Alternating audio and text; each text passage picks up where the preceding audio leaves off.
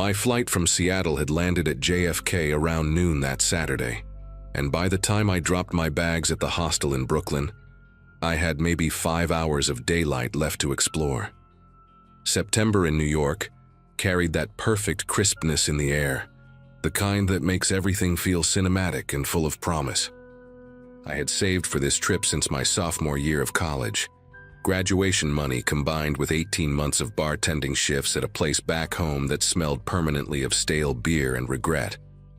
23 felt like the right age to finally see the city I had only known through movies and songs, and I wanted to squeeze every single moment out of those 4 days. My camera bag hung heavy across my chest, a Nikon my dad had passed down to me before he got sick, and I had promised myself I would fill every memory card with shots worth framing. Battery Park was my first stop because everyone online said the view of the Statue of Liberty from there was something you had to witness in person. The late afternoon light was painting everything gold when I finally made it there. Tourists clustered along the waterfront, street vendors selling pretzels and knockoff sunglasses, the whole scene buzzing with that particular New York energy I had dreamed about for years. I was adjusting my lens near the sea glass carousel when he walked up to me. This guy maybe in his late 30s with a Yankees cap pulled low and a messenger bag slung across his shoulder. He had one of those faces that seemed instantly familiar, like someone you went to high school with, or maybe saw at your local grocery store every Sunday morning. His smile was easy, relaxed, the kind that made you want to smile back without thinking about it. He asked if I was a photographer, nodding at my camera, and I told him I was just an amateur trying to capture something special. He laughed at that, said he could always spot the serious ones by the way they handled their equipment, the way they looked at light instead of just objects. Then he leaned in a little closer, lowered his voice like he was sharing something valuable, and told me about this rooftop spot 3 blocks away that gave you a view of lower Manhattan that would make my Instagram explode. He said it was an old commercial building, nothing fancy, but real New Yorkers knew about it, used it for engagement photos and album covers and the kind of shots that made people ask, "Where the hell did you take that?" Something about the way he described it, the specific details about the angle of the sunset, and the way the Freedom Tower lined up perfectly with the older buildings around it, made it sound legitimate. I figured this was exactly the kind of local secret I had hoped to stumble into. He introduced himself as Kevin, said he worked as a location scout for indie film productions around the city, which explained how he knew all these hidden gems. We started walking and he kept the conversation going the whole time, asking about Seattle, about what I did for work, about how long I was staying in the city. He seemed genuinely interested, laughing at my jokes, sharing little anecdotes about the neighborhoods we passed through. The streets got quieter as we moved away from the waterfront, the crowds thinning out until it was mostly just us and the occasional person walking their dog or hauling groceries up concrete steps. I noticed the buildings changing too, the shiny storefronts giving way to older structures with faded awnings and windows covered in dust. Kevin explained that this part of the financial district was mostly empty on weekends, all office workers gone home to Jersey or Long Island, which is why the rooftop stayed such a well-kept secret. He pointed ahead to a 6-story building wedged between 2 taller ones, its brick facade stained with decades of city grime, a fire escape zigzagging down its front like a metal scar. The entrance was around the side, through an alley that smelled like garbage left too long in the sun, and something else underneath, something chemical and sharp that burned the back of my throat. Kevin pulled out a key attached to a lanyard with some production company logo on it, another detail that made everything seem normal and professional. The metal door groaned when he pushed it open, revealing a lobby that looked like it had been frozen in time since maybe the 70s. All brown tiles and water-stained ceiling panels, and an elevator with an out-of-order sign taped crookedly across its doors. He apologized for the state of the place, said the building owners were in some kind of legal dispute so maintenance had basically stopped, but promised the view from the top was worth the climb. The stairwell was worse than the lobby. Graffiti covering every available surface in layers so thick you could see where older tags had been painted over by newer ones, names and symbols and crude drawings fighting for space on the walls. Our footsteps echoed against the concrete, bouncing off the narrow walls in a way that made it sound like more people were climbing with us. I remember thinking how strange it was that my phone had lost signal the moment we stepped inside, but Kevin was already 2 flights ahead, calling back for me to keep up, and I didn't want to seem like the paranoid tourist who couldn't handle a little urban exploration. By the 3rd floor, my legs were burning and sweat had started to gather at the base of my neck, despite the cool air seeping through cracks in the walls. Kevin had stopped talking, his earlier chattiness replaced by a focused silence that I told myself was just concentration on the climb.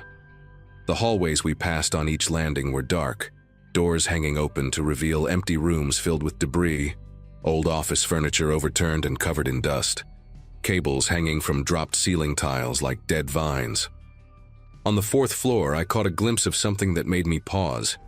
A mattress shoved into the corner of one room with empty bottles scattered around it, a makeshift shelter that suggested someone had been living here recently.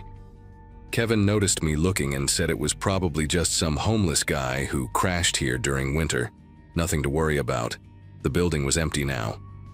But his voice had changed, lost that warm friendliness from before, and when he turned to continue climbing, I noticed for the first time how his shoulders had tensed up beneath his jacket.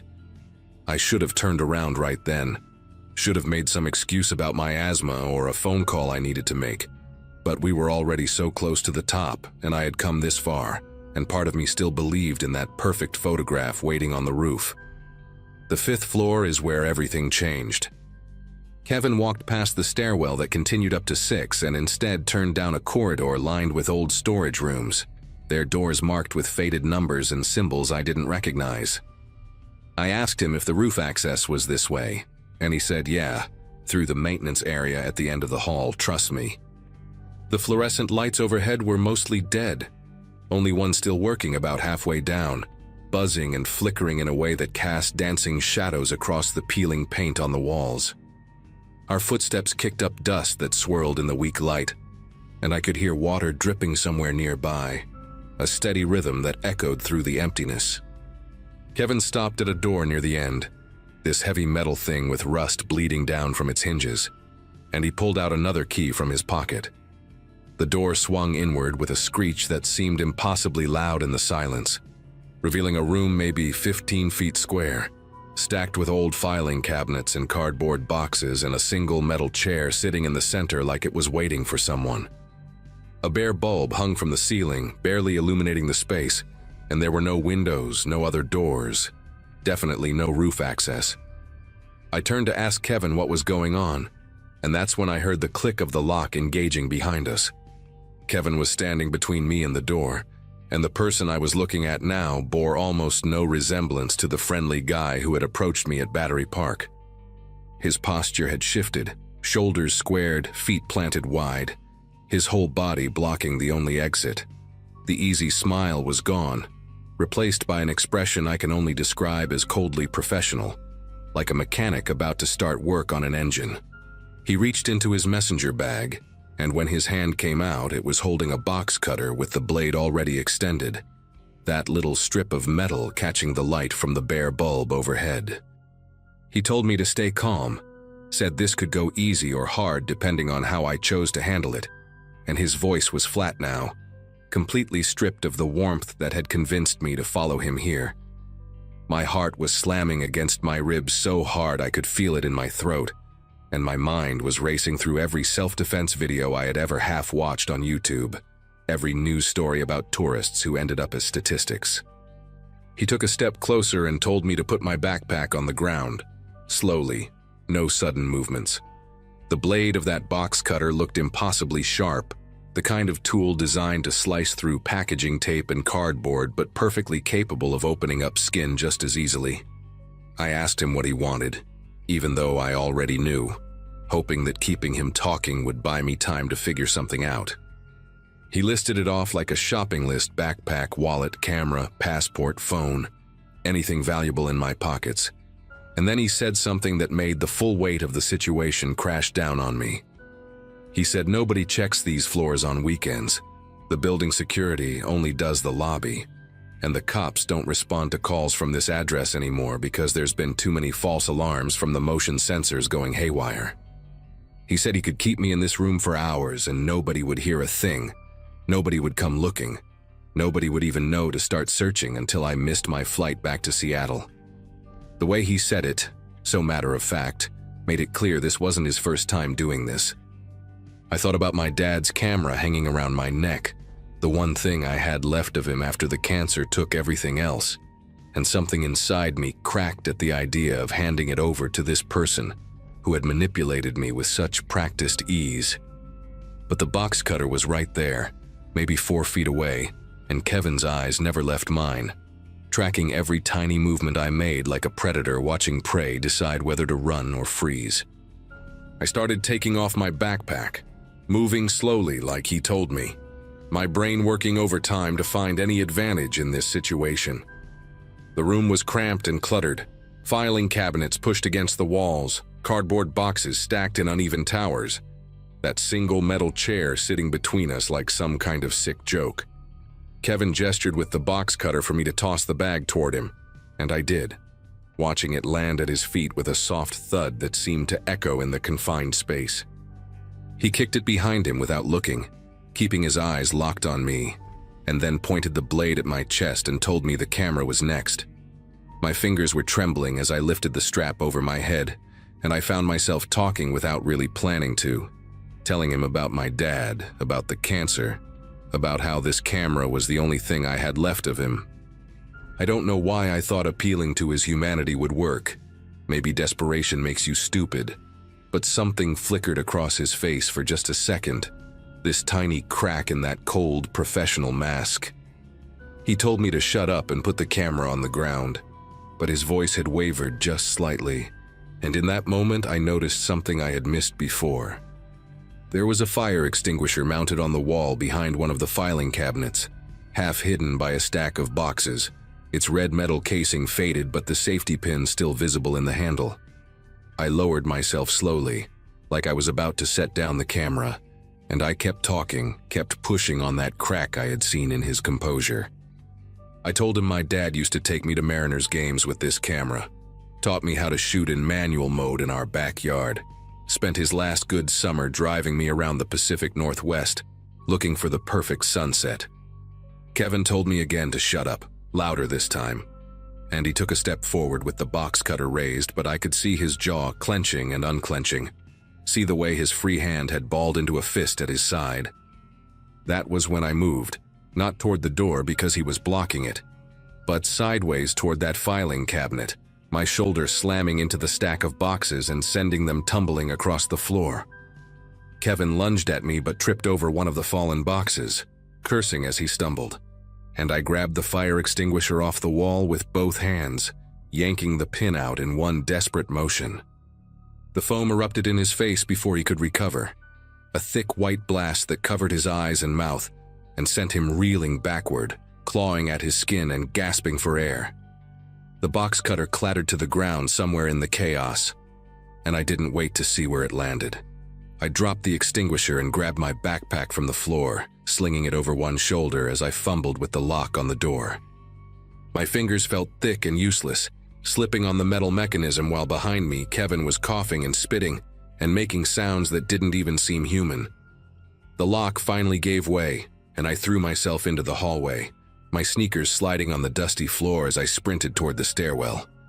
I could hear him coming after me, his footsteps heavy and uneven, still choking on the foam but moving faster than I expected. I took the stairs 3 at a time, my hand burning against the metal railing as I swung myself around each landing, not daring to look back. 4th floor, 3rd floor, 2nd floor, my lungs screaming for air and my legs threatening to give out beneath me. When I hit the lobby, I shoulder-checked the front door so hard the glass panel cracked, but it swung open and suddenly I was outside in the alley, the late afternoon sun blinding after the darkness of that building. I ran without direction, just moving, weaving between dumpsters and parked cars until I burst out onto a street full of people and traffic, and normal life continuing like nothing had happened. A woman walking her dog actually screamed when she saw me, and I caught a glimpse of myself in a storefront window. my face pale and streaked with sweat. White foam from the extinguisher splattered across my shirt, my eyes wild with something that looked a lot like madness.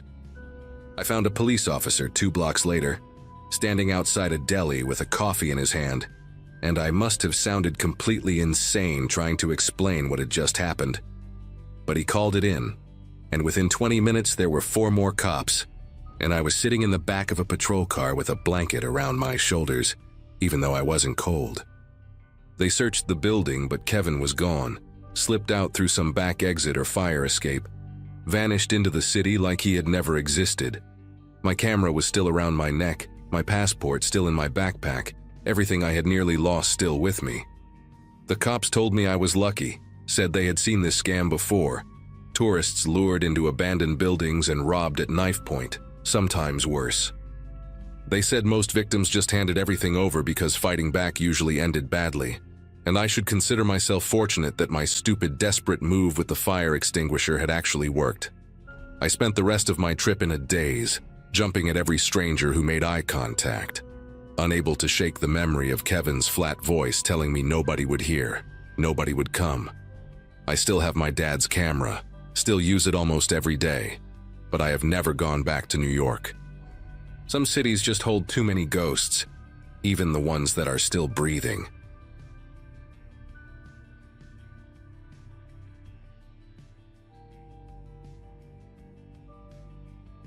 Friday nights used to be my favorite part of the week. After spending 5 years climbing the ladder at a marketing firm in Midtown, those late drives home through Manhattan became my decompression ritual. My name is Corinne, and in November of 2022, a few weeks before my class reunion from graduating high school in 2005, I experienced something that rewired the way I move through this city forever. I had just wrapped up a client dinner near Columbus Circle that ran way too long, and by 11:30, I was exhausted and ready to collapse into my apartment up in Washington Heights. The drive should have taken 20 minutes, maybe less with the streets clearing out. I remember the air that night being sharp and cold, the kind that makes your breath visible the second you step outside. My Subaru Outback had been running rough all week, making this rattling sound from somewhere under the hood, and I kept telling myself I would take it to the mechanic that weekend. I took my usual route north through Harlem, cruising up Adam Clayton Powell Jr. Boulevard, where the storefronts were already dark and the sidewalks mostly empty. A few people stood outside a bodega on 125th Street, but past that, the avenue stretched out quiet and wide like a runway. I had my windows up, heat blasting, some podcast playing low about true crime investigations, ironic considering what was about to happen. There was this particular intersection around 145th Street that I always dreaded, because the light took forever to change, and you could sit there for what felt like 2 full minutes, with absolutely nothing moving around you. That night, I pulled up to that exact red light at 11:47. I know the time because I glanced at the dashboard clock, wondering how much longer until I could finally be home. A delivery truck was parked on the right side of the street, one of those white box trucks with no company logo just sitting there with its hazard lights off. I did not think anything of it. People double park in Harlem all the time, trucks making late deliveries to restaurants, that sort of thing. I had no idea someone was standing behind it watching me approach. About 10 seconds into the red light, I noticed movement in my peripheral vision. A figure stepped out from behind the delivery truck, and at first I thought it was just a guy crossing the street or walking to his car. He was wearing a dark hoodie pulled tight around his face, baggy jeans and white sneakers that seemed too bright for the rest of him. What caught my attention was his pace. He was not walking with any kind of purpose or direction. He moved slow, almost lazy, like he was searching for something on the ground. His head was down, scanning the asphalt near the curb, and he drifted closer to my lane with each step. I told myself he probably dropped his phone or his keys, maybe looking for something he lost earlier. But there was this wrongness to the whole scene that I could not shake, this instinct screaming at me from somewhere deep in my chest. My foot hovered over the gas pedal even though the light was still solid red. I watched him through my side mirror, then turned my head slightly to track his movement. He was maybe 15 feet from my car now, still pretending to look for whatever imaginary thing he had supposedly lost. Then he looked up. Just for a second, a quick glance directly at my window before his eyes went back down to the pavement. That single look told me everything I needed to know. His face was young, maybe early 20s, with a patchy beard and these flat, empty eyes that held no emotion whatsoever. He was not searching for anything. He was hunting. I reached for the lock button on my door, that automatic reflex when you sense danger, but my locks were already engaged. Thank God I had that habit drilled into me from years of city driving. The man kept drifting closer in that same shuffling, aimless way, but now I could see his trajectory was calculated. He was positioning himself between my car and the delivery truck, shielding his body from any cars that might pass on the opposite side of the boulevard. My heart started pounding so hard I could hear it over the podcast still mumbling through my speakers. The light stayed red. I checked my mirrors frantically, hoping to see another car pulling up behind me, a police cruiser, anyone. The street was completely deserted. He reached my car in what felt like slow motion, though it could not have been more than 5 or 6 seconds. The man stopped right next to my driver's side door and crouched down, bringing his face level with my window. Up close, I could see details I wished I had never noticed. A small scar cutting through his left eyebrow, chapped lips, and a silver chain peeking out from under his hoodie. He looked at me the way someone looks at an object, not a person, just assessing value and calculating risk. His breath fogged up a small circle on my window glass. I gripped my steering wheel so tight my knuckles went white, my whole body rigid like I had been plugged into an electrical socket. He did not say anything at first. He just stared, letting the silence do its work, letting me understand exactly how vulnerable I was in that moment. Then his right hand moved to the bottom of his hoodie, and he lifted the fabric just a few inches, enough for me to see the black grip of a handgun tucked into his waistband. The metal caught a sliver of light from the street lamp above. My throat closed up completely. I could not have screamed if I wanted to.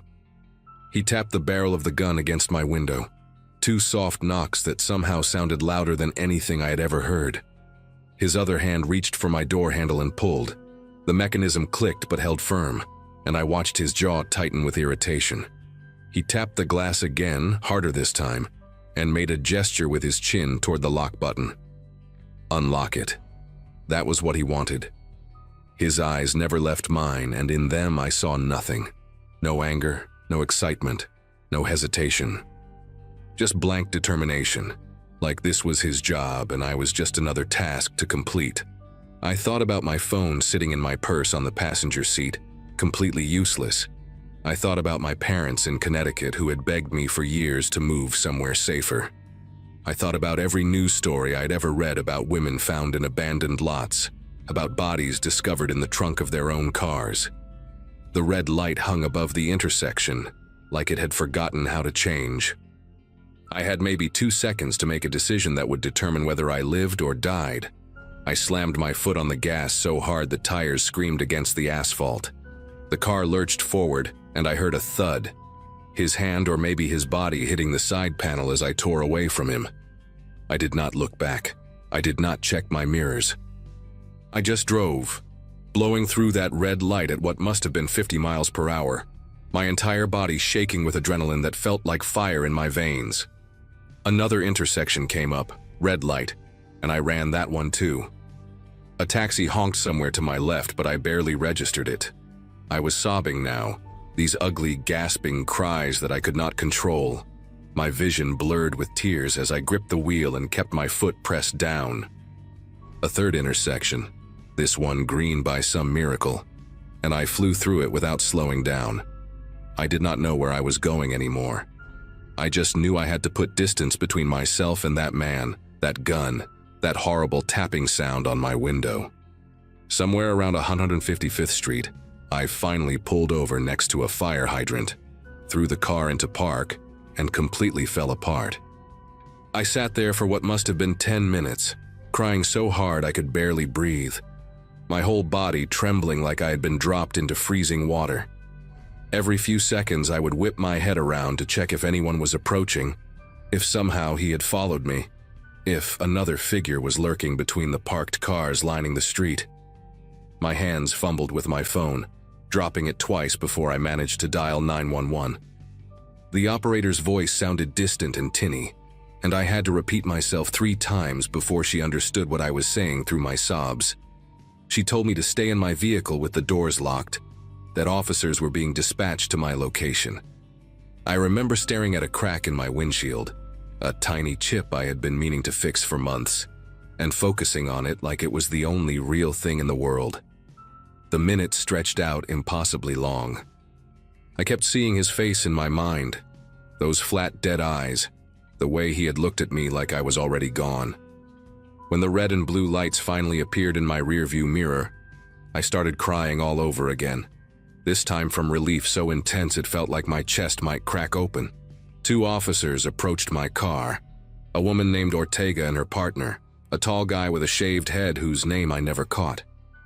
Officer Ortega had me step out of the vehicle and sit in the back of their cruiser while I gave my statement. I described everything: the delivery truck, the man's hoodie and white sneakers, the scar through his eyebrow, the gun tucked into his waistband. My voice kept breaking, and I had to stop several times to collect myself. But Ortega was patient, nodding along and taking notes on a small pad. When I finished, she exchanged a look with her partner that made my stomach turn. It was the kind of look that said they had heard this story before, that what happened to me was not random or unusual. She asked me to describe the intersection again, the timing, how long I had been sitting at the light before he appeared. Then she leaned forward and told me something that made the whole nightmare even worse. This was a known method, she said. Organized. Groups of men working those wide, quiet avenues in Upper Manhattan, specifically targeting women alone in their cars at red lights late at night. She explained how it worked, and every word landed like a punch to my gut. They wait behind parked vehicles, delivery trucks, vans, anything large enough to provide cover, and watch for cars driven by single female occupants. They approach slowly, pretending to search for something on the ground so they do not attract attention. Once they reach the car, they crouch to avoid being seen by passing traffic and flash the weapon through the window.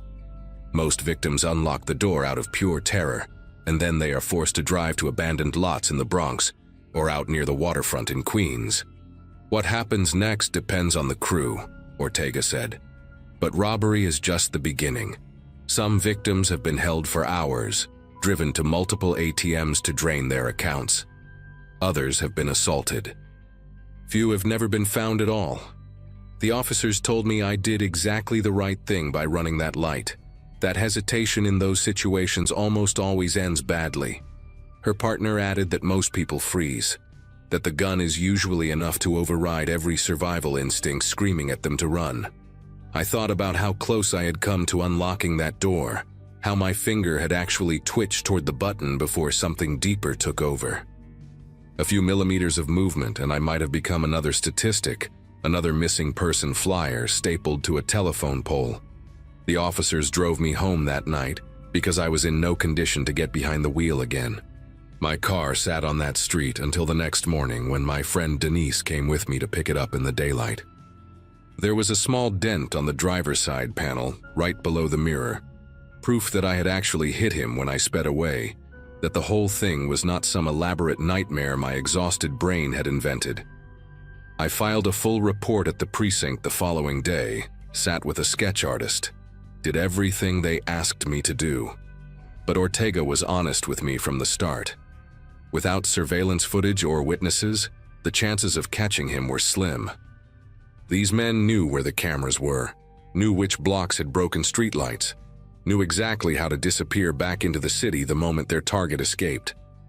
She said they would add my description to the file and increase patrols in that area, but I could tell from her tone that she had made this same promise to dozens of women before me. I never heard back about the case.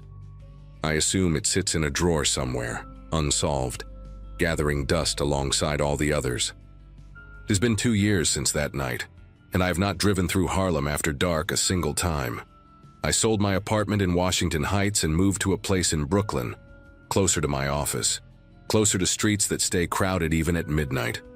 I take the subway now when I work late, or I call a car service and sit in the back where someone else has to worry about the red lights. My therapist says I've made real progress, that the nightmares have decreased, and my hypervigilance is getting better, but some things do not heal all the way.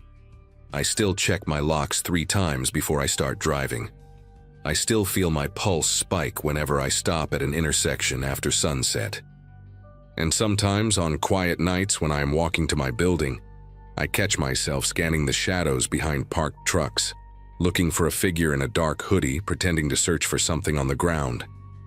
I know he is still out there, that man with the scar through his eyebrow and the dead eyes.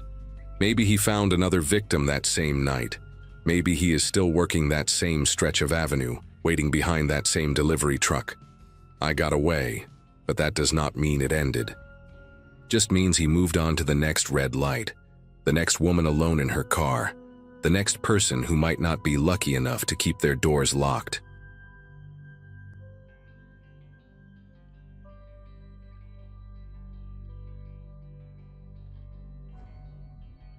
"11 years out of college and I was still pulling late shifts at a publishing house in Manhattan, proofreading manuscripts that nobody would probably ever read.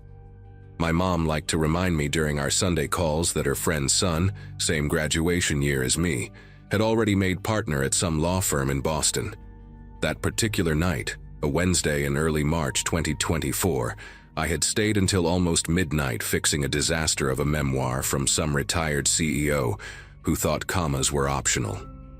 The office had emptied out hours ago, and the cleaning crew was already vacuuming the hallways when I finally grabbed my bag and headed for the subway.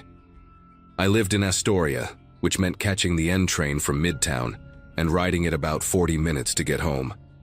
Usually I would scroll through my phone or read something on my Kindle, but that night I remember feeling completely drained, the kind of tired where your eyes burn and your thoughts move through mud. The platform at 49th Street was almost deserted when I got there. Just a couple of drunk guys in suits laughing too loud near the stairs, and an old woman clutching a grocery bag like someone might snatch it. When the train finally rolled in around 12:15, I walked toward the middle cars out of habit, looking through the windows for a seat where I could stretch out. Most of the cars had at least a few passengers scattered around, someone sleeping across 3 seats, a guy with headphones nodding to music, a woman typing furiously on a laptop. But the second-to-last car caught my attention because it was nearly empty. Just one other person, a man sitting in the corner seat closest to the doors that connected to the next car. He was wearing a dark green jacket, the puffy kind that construction workers wear in winter, and a black baseball cap pulled low. I stepped inside and the doors closed behind me with that familiar chime. The car smelled like stale coffee, and something metallic, maybe from the heating system working overtime against the cold outside. I picked a seat about halfway down, across the aisle and several rows up from the man in the corner. Told myself it was better than being packed in with strangers, better than standing and holding onto a greasy pole for 40 minutes. I pulled out my phone and opened some article I had saved earlier, something about a documentary I wanted to watch.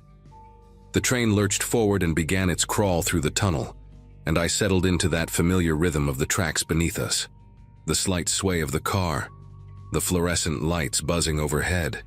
We stopped at Times Square and a couple of teenagers got on, laughing about something on one of their phones, but they walked through to the next car almost immediately. I glanced up just long enough to watch them go, then went back to my article. The man in the corner had not moved at all. Not to check his phone, not to adjust his position, not even to look around when the kids passed through. He just sat there with his hands resting on his thighs, face angled slightly downward so the brim of his cap hid most of his features.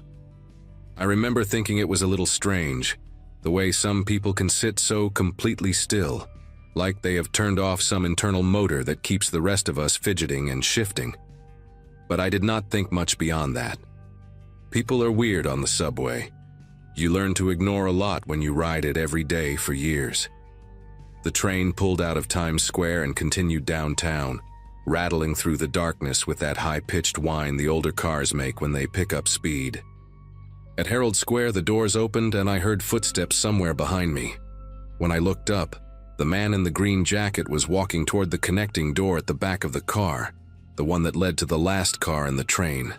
He pushed through it and disappeared, letting the heavy door slam shut behind him. I felt a small wave of relief wash over me, the kind you do not even realize you are waiting for until it arrives. Now I had the whole car to myself. I stretched my legs out into the aisle and let my head fall back against the seat, closing my eyes for just a moment.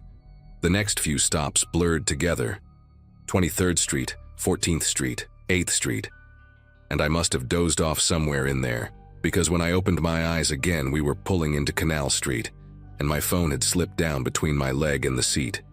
I fished it out and checked the time. Almost 12:45. A few more stops and I would be transferring to get home.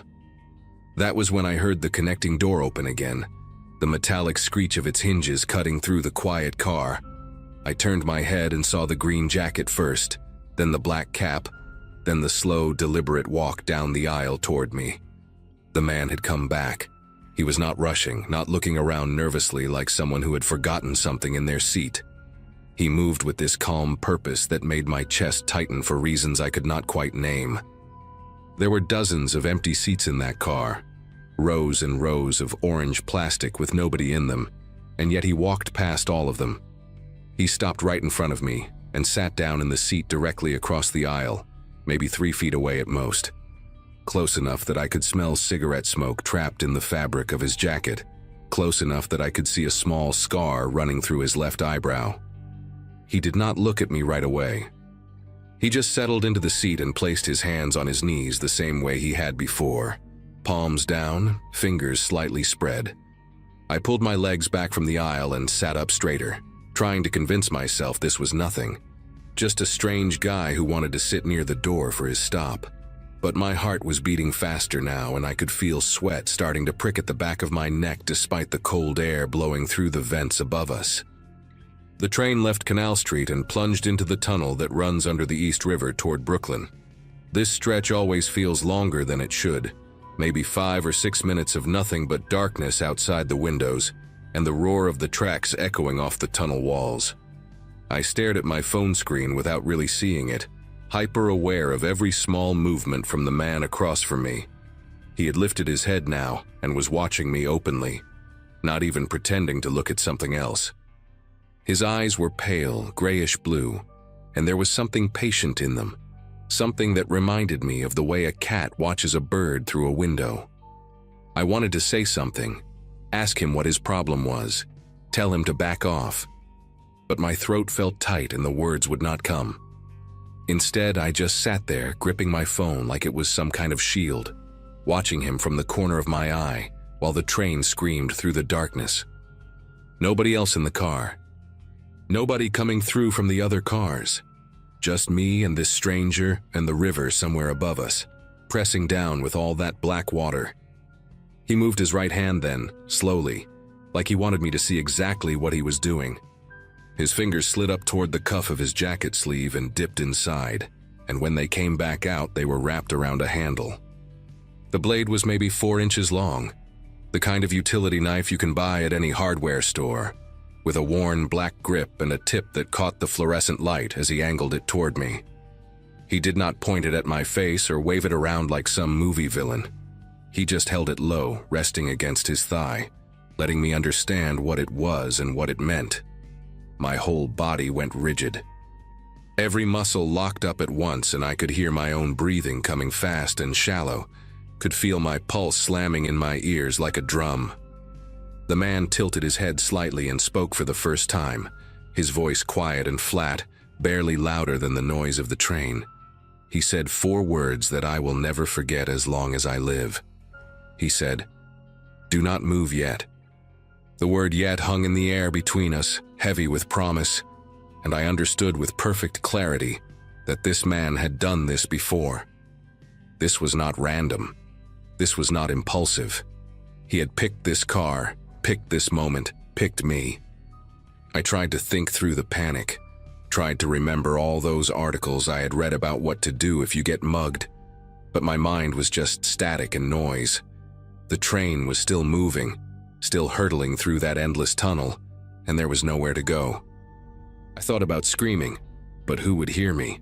The next car might as well have been a mile away. I thought about running for the connecting door, but he was closer to it than I was, and he had a knife. And what if he was faster? The man seemed to read my thoughts because he smiled, just a small curl at the corner of his mouth, and shook his head slightly. "Cameras in this car have been busted for weeks," he said, still in that same flat tone. "Checked last night. Checked again tonight before you got on. Nobody is going to see anything." He said it like he was explaining directions to a tourist, patient and matter-of-fact. I felt something cold spreading through my chest, this terrible understanding that I had walked into something planned, something methodical. The train began to slow, and I could see lights appearing in the tunnel ahead, the glow of the next station pushing back against the darkness. For a split second, I thought this was my chance. The doors would open, people might get on. I could yell for help or just bolt onto the platform and run. But as the train pulled into the station, I saw through the window that the platform was almost empty. One woman far down at the other end, walking toward the exit stairs with her back to us.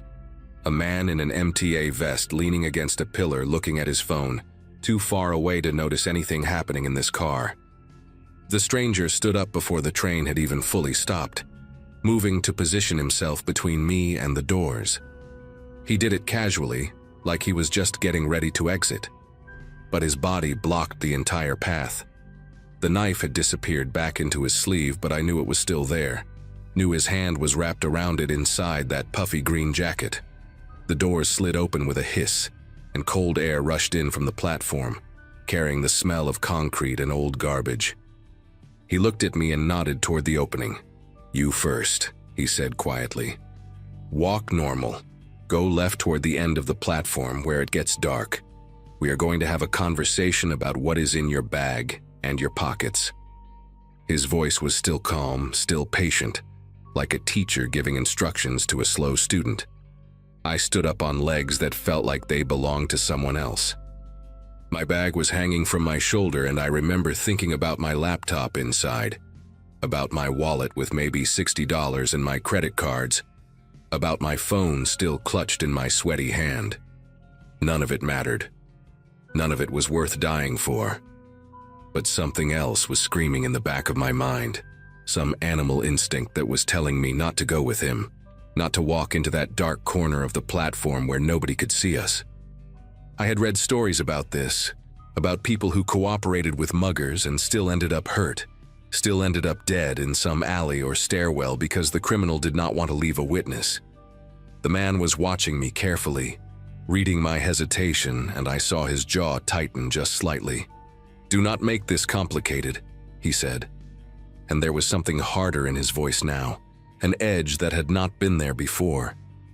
The doors were still open, but I could hear the chime that meant they were about to close. I had maybe 5 seconds to decide what to do, 5 seconds to choose between walking into the dark with a man who had a knife or doing something desperate and stupid that might get me killed even faster. I did not make a conscious decision. My body just moved before my brain could catch up, some survival circuit overriding everything else. Instead of stepping onto the platform, I turned and ran toward the back of the car, toward the connecting door that led to the last car of the train. I heard him swear behind me, heard his footsteps slapping against the floor as he came after me, but I had a few seconds of head start and pure terror pushing me forward. I slammed into the connecting door and shoved it open, stumbling into the next car just as the closing chime sounded again. This car had people in it, maybe 5 or 6 passengers scattered around, a couple of them looking up at me with confused expressions as I came crashing through like a lunatic. I did not stop. I kept running toward the front of the car, toward where more people were, and I was yelling now, yelling that there was a man with a knife, that someone needed to call the police. Behind me, I heard the connecting door bang open and then immediately slam shut again. When I finally turned around, gasping for air, my chest burning, I saw him through the window of the door. He was standing in the empty car I had just fled, staring at me with those pale eyes. And then he turned and walked quickly toward the platform doors just as they were closing. He slipped through the gap at the last possible second and disappeared into the station. The train pulled away and I collapsed into the nearest seat, shaking so hard I could barely hold onto the pole beside me. A woman sitting across from me asked if I was okay, her face tight with concern, and I could barely get the words out to explain what had happened. Someone called 911, and the train held at the next station while transit police came on board to take my statement. I described him as best I could. The green jacket, the black cap, the scar through his eyebrow, those grayish-blue eyes that had watched me like I was already a victim. They told me I had done the right thing by running, that going with him to an isolated area would have been far more dangerous than anything that could have happened in that moment. They also told me that there had been a string of similar incidents on late-night trains over the past few months, always targeting solo passengers in cars with broken camera systems, always trying to get them off onto empty platforms. They never caught him, at least not as far as I know. I still take the subway sometimes, but never that late anymore, and never in an empty car, no matter how tired I am.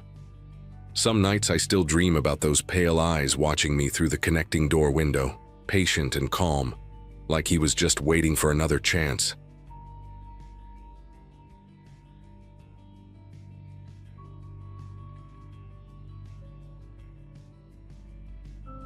LaGuardia Airport has this strange energy late at night, like the whole building is holding its breath between the last wave of arrivals and the cleaning crews taking over. I walked through Terminal B around 9:45 on a Wednesday in late October 2023, dragging my carry-on behind me and feeling every single one of the 4 days I had just spent in Chicago for corporate training. At 26, working my second year as a financial analyst at a midtown firm, I thought I had built up decent stamina for the grind. But something about fluorescent conference rooms and bad hotel coffee had completely wrecked me this time. The terminal was nearly empty, just a few scattered travelers and that distant hum of floor polishers echoing off the high ceilings. I had packed light on purpose, one bag and my laptop case, because waiting at baggage claim after a long trip felt like cruel and unusual punishment. All I wanted was to get back to my apartment in Astoria, maybe 20 minutes away without traffic, where my cat was probably shredding my couch cushions out of spite, and leftover pad thai was calling my name from the fridge. I pulled up the Uber app while walking toward the pickup zone, my fingers moving through the familiar routine without much thought. Request ride, confirm location, watch the little car icon inch toward my blue dot. The driver assigned to me was named Raymond, 4.8 stars, dark gray Toyota Camry, plate ending in 7YK. I did what I always do, screenshot the details and texted them to my younger sister Brianna, a habit our mom had drilled into us after years of watching true crime shows together. The car appeared within 3 minutes, and I checked the plate twice before climbing into the back seat on the passenger side, positioning myself behind the empty front seat rather than directly behind the driver.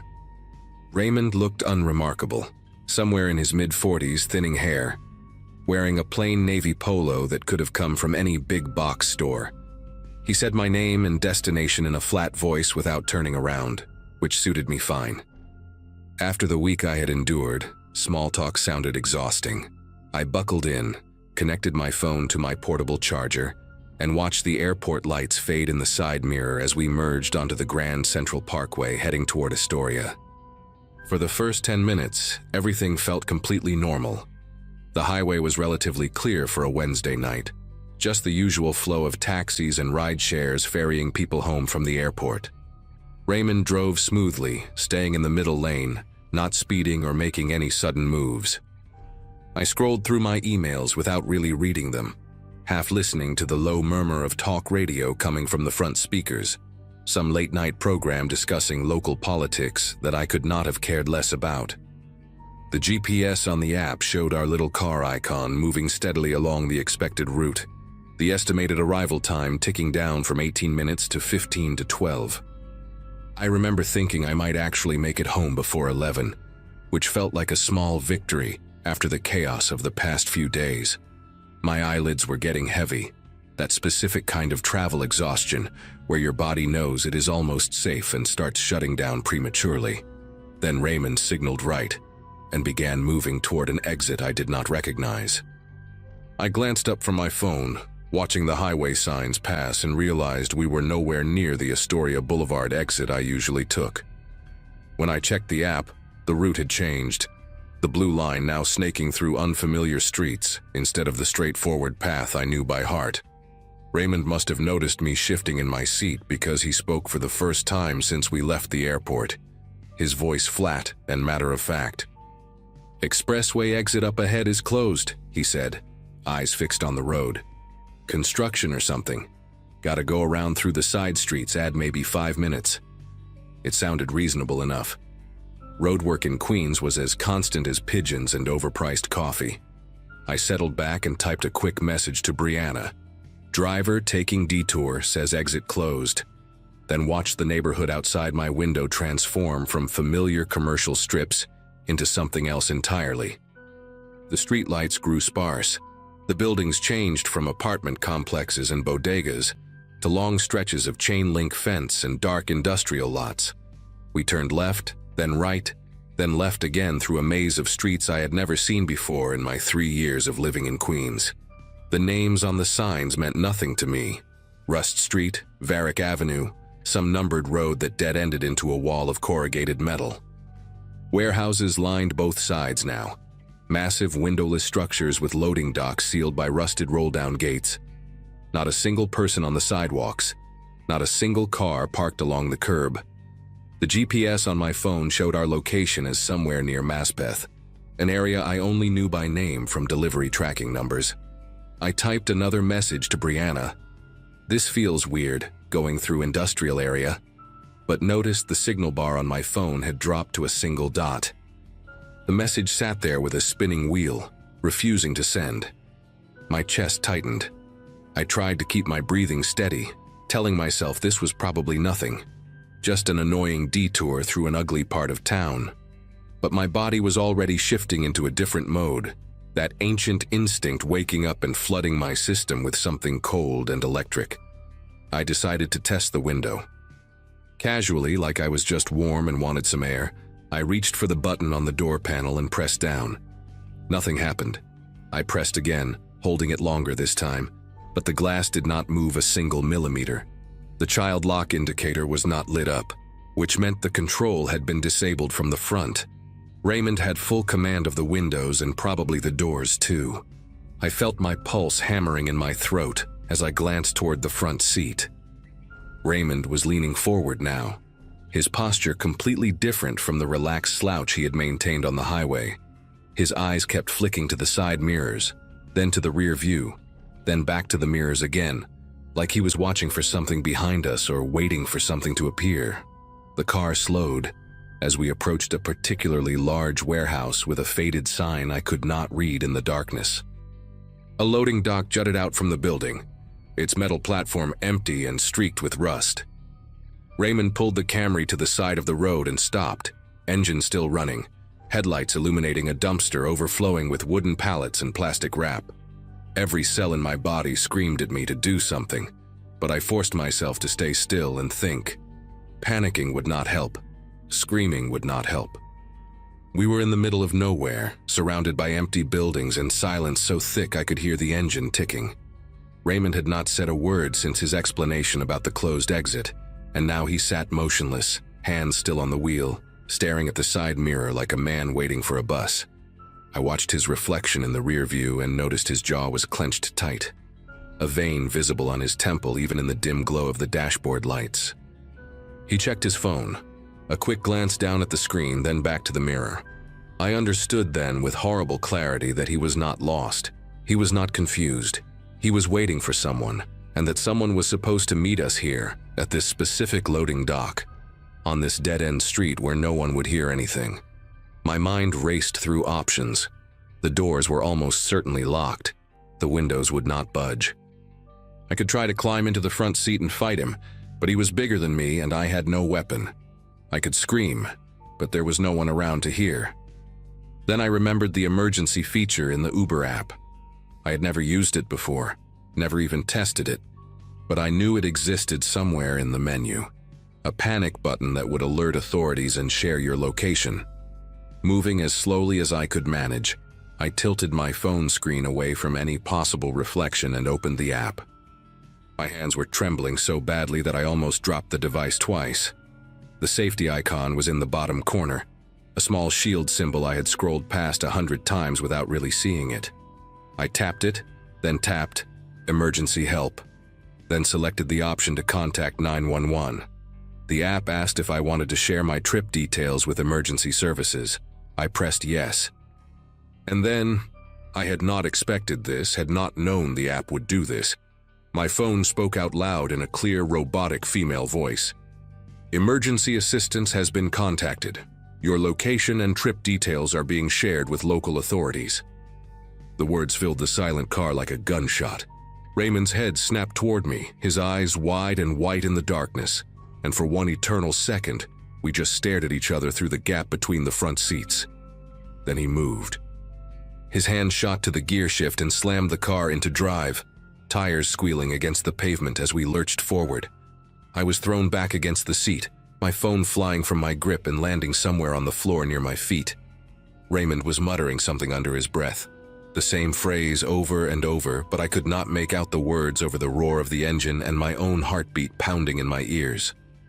He took a hard left, then another, then sped down a straightaway so fast that the streetlights blurred into orange streaks outside my window.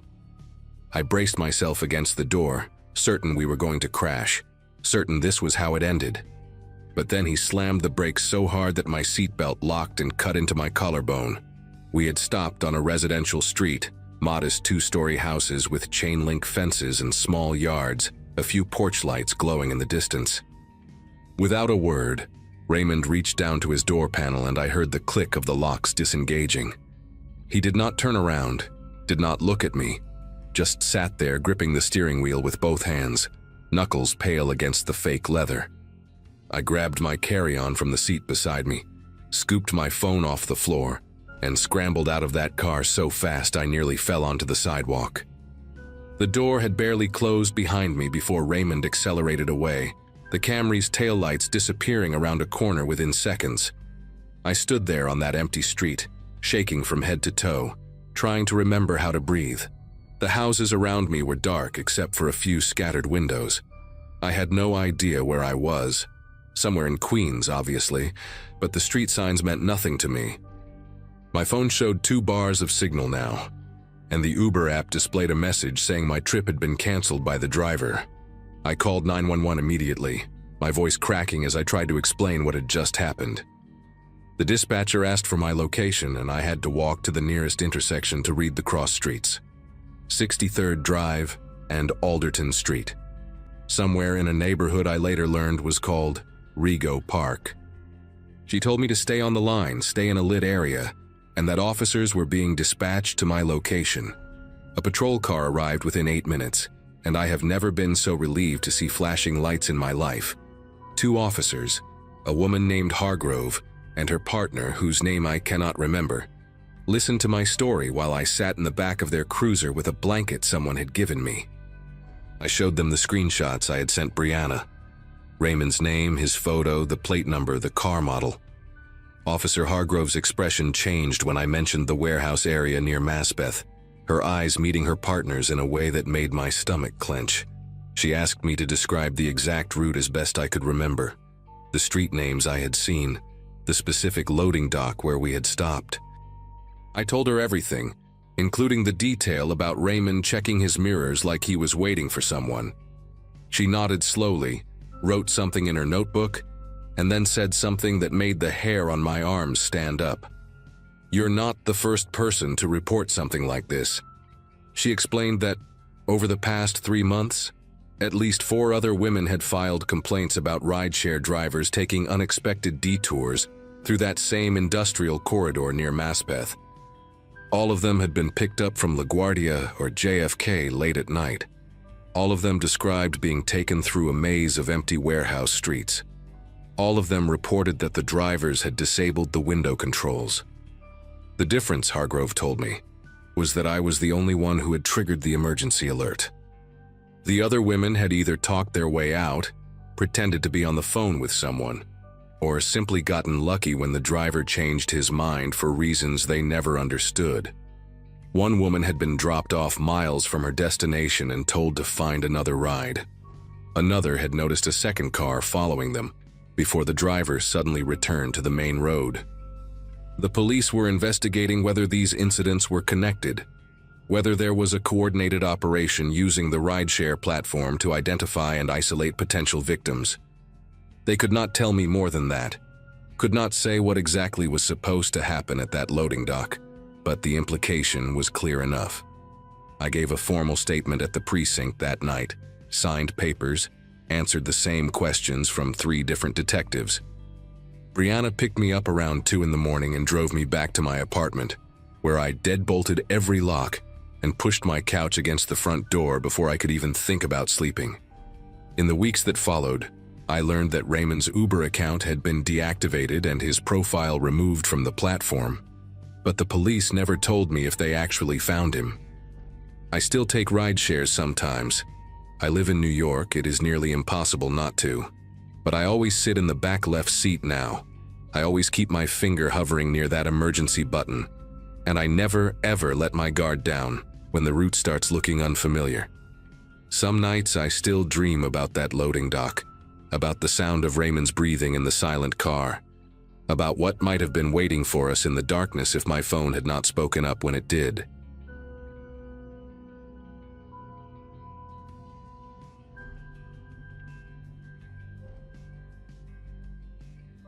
My roommate Chloe always joked that I would marry my job before I ever married a man. In March of 2022, she was probably right. I had just turned 26, celebrated with a small birthday dinner at a Thai place near Midtown, and gone right back to working late shifts at the law firm where I was an administrative assistant. The partners there had a habit of staying until 9 or 10 at night, which meant I stayed too, organizing files, preparing documents, doing whatever needed to be done before trial dates. That particular Monday, I did not leave the office until almost 11. The E-train to Jamaica Center was my usual route home, a commute I had made so many times I could probably do it with my eyes closed.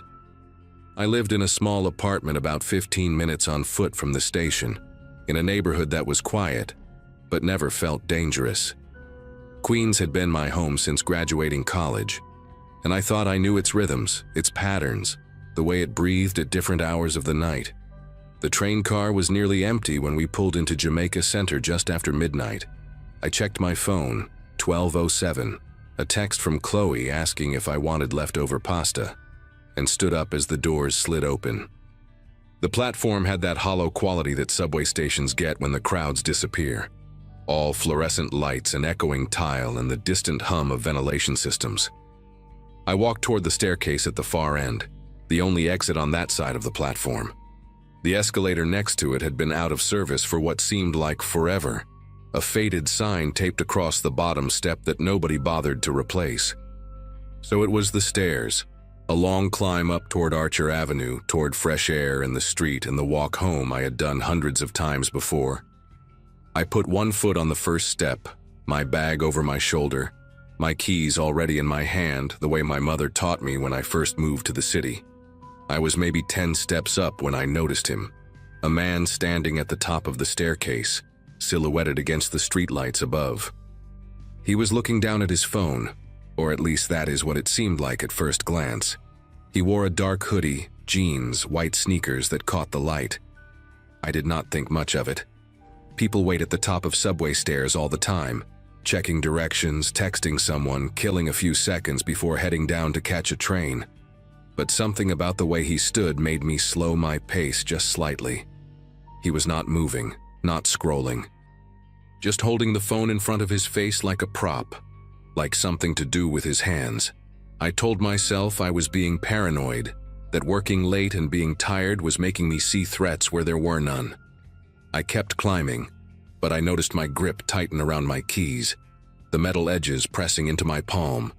When I slowed down, he slowed down too. That was the moment my brain started sending signals that my body had already received. He shifted his weight from one foot to the other, adjusted his position just enough to stay centered at the top of the stairs. I stopped completely for a second, pretending to check my own phone, and I watched him through my peripheral vision. He did not descend, he did not leave. He just stood there, angling his shoulders in a way that would make it difficult to pass him on either side.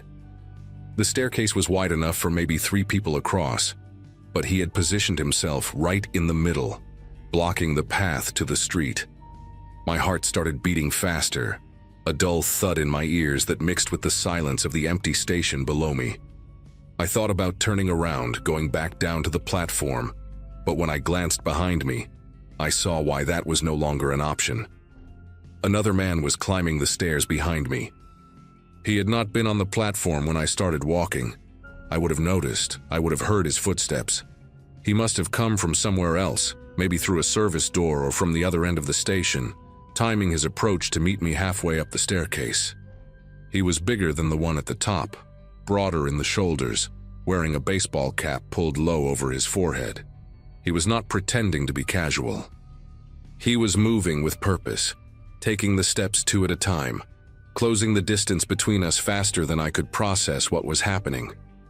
The space between him and me shrank from 20 feet to 15 to 10. I could hear his breathing now, heavy and deliberate, and I realized with a sickening clarity that I was trapped. Above me, a man blocking the exit. Below me, another one coming up fast. And somewhere beyond the top of those stairs, I heard the low rumble of a car engine idling. I did what any person does when their brain finally catches up to danger. I calculated my odds in a split second. If I ran back down, the man behind me would grab me before I reached the platform. If I tried to push past the man at the top, he would have the advantage of higher ground, and there was no guarantee I could get around him. But I also knew that staying still was not an option. Staying still meant letting them close in from both sides, meant becoming whatever they had planned for me to become. So I made a decision that was less about courage and more about pure animal instinct. I screamed. Not a horror movie scream, not a dramatic yell.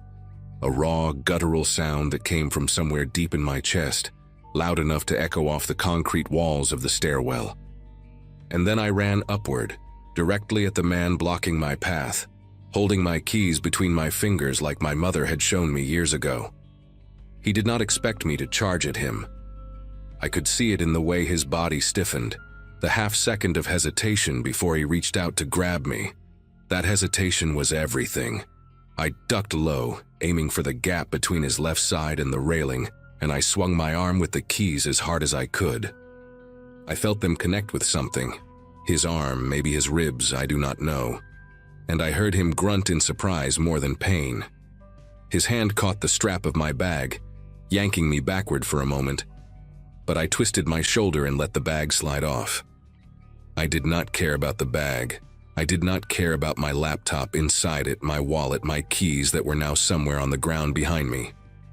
I cared about the street, about the lights I could see just beyond the top of the stairs, about the fact that if I could just get past him, I might have a chance. I broke through. My foot hit the sidewalk and I stumbled forward, nearly falling, catching myself on a parking meter that materialized out of nowhere in front of me. The cold metal against my palms felt like the most real thing I had ever touched. But I was not safe yet. I knew that. I turned my head just enough to see the car they had waiting. A dark sedan, maybe a Nissan or a Toyota, parked right at the curb with its engine running and the back door hanging open like a mouth. The man from the top of the stairs was coming after me, and I could hear the footsteps of the second one reaching street level. They were not running. Not yet.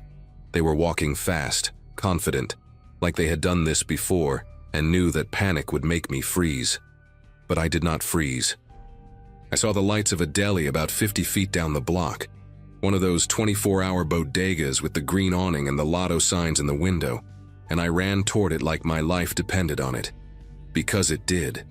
The door had one of those bells that jingle when you push it open, and I have never been so grateful for such a small, stupid sound in my entire life.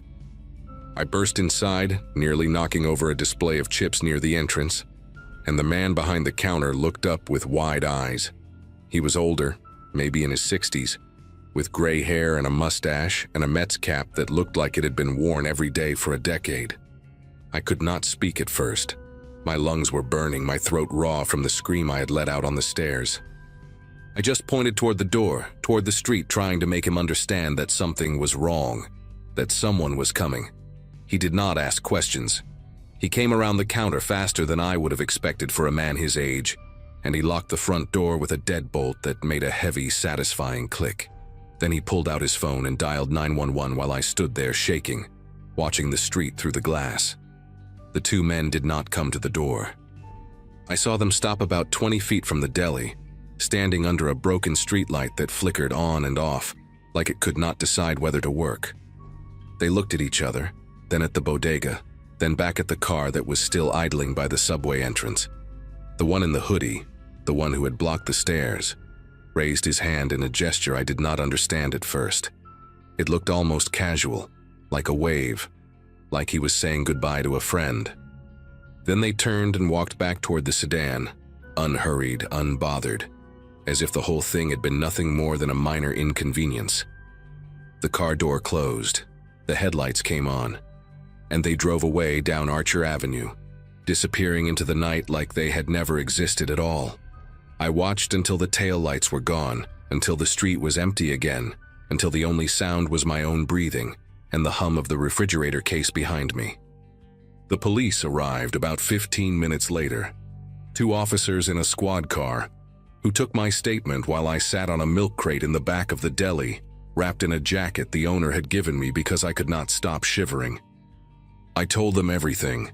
The man at the top of the stairs, the one who came up behind me, the car with the open door, the way they had coordinated the whole thing like a routine they had practiced. The officers exchanged a look that told me more than their words ever could. One of them, a woman with short blonde hair and a tired expression, asked me if I could describe the vehicle in more detail. I told her what I remembered. Dark sedan, 4 doors, maybe a Nissan Altima or something similar. She wrote it down without much hope in her eyes. Then she told me something that made the whole night feel even worse than it already did. This was not the first time.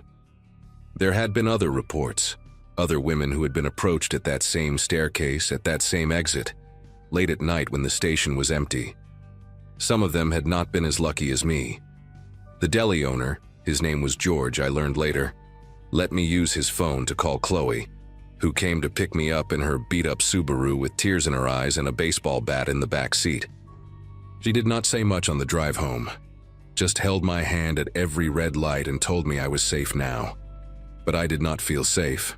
I did not feel safe for a long time after that. I stopped taking the E-train after midnight. I stopped working late shifts. I moved to a different neighborhood 6 months later, somewhere in Brooklyn where the subway stations have multiple exits and there are always people around, even at 2 in the morning. I never got my bag back. My laptop, my wallet, my keys, all gone. I changed my locks, canceled my cards, filed the reports. But none of that erased the memory of standing on those stairs, trapped between 2 strangers who had picked me like I was nothing more than an opportunity. The police never caught them, as far as I know. The reports kept coming for a while, then stopped. Maybe they moved on to another station, another staircase, another city. I do not know. What I do know is that I think about that night every single time I climb a set of stairs in this city. Every single time I check behind me. And I always make sure there is another way out.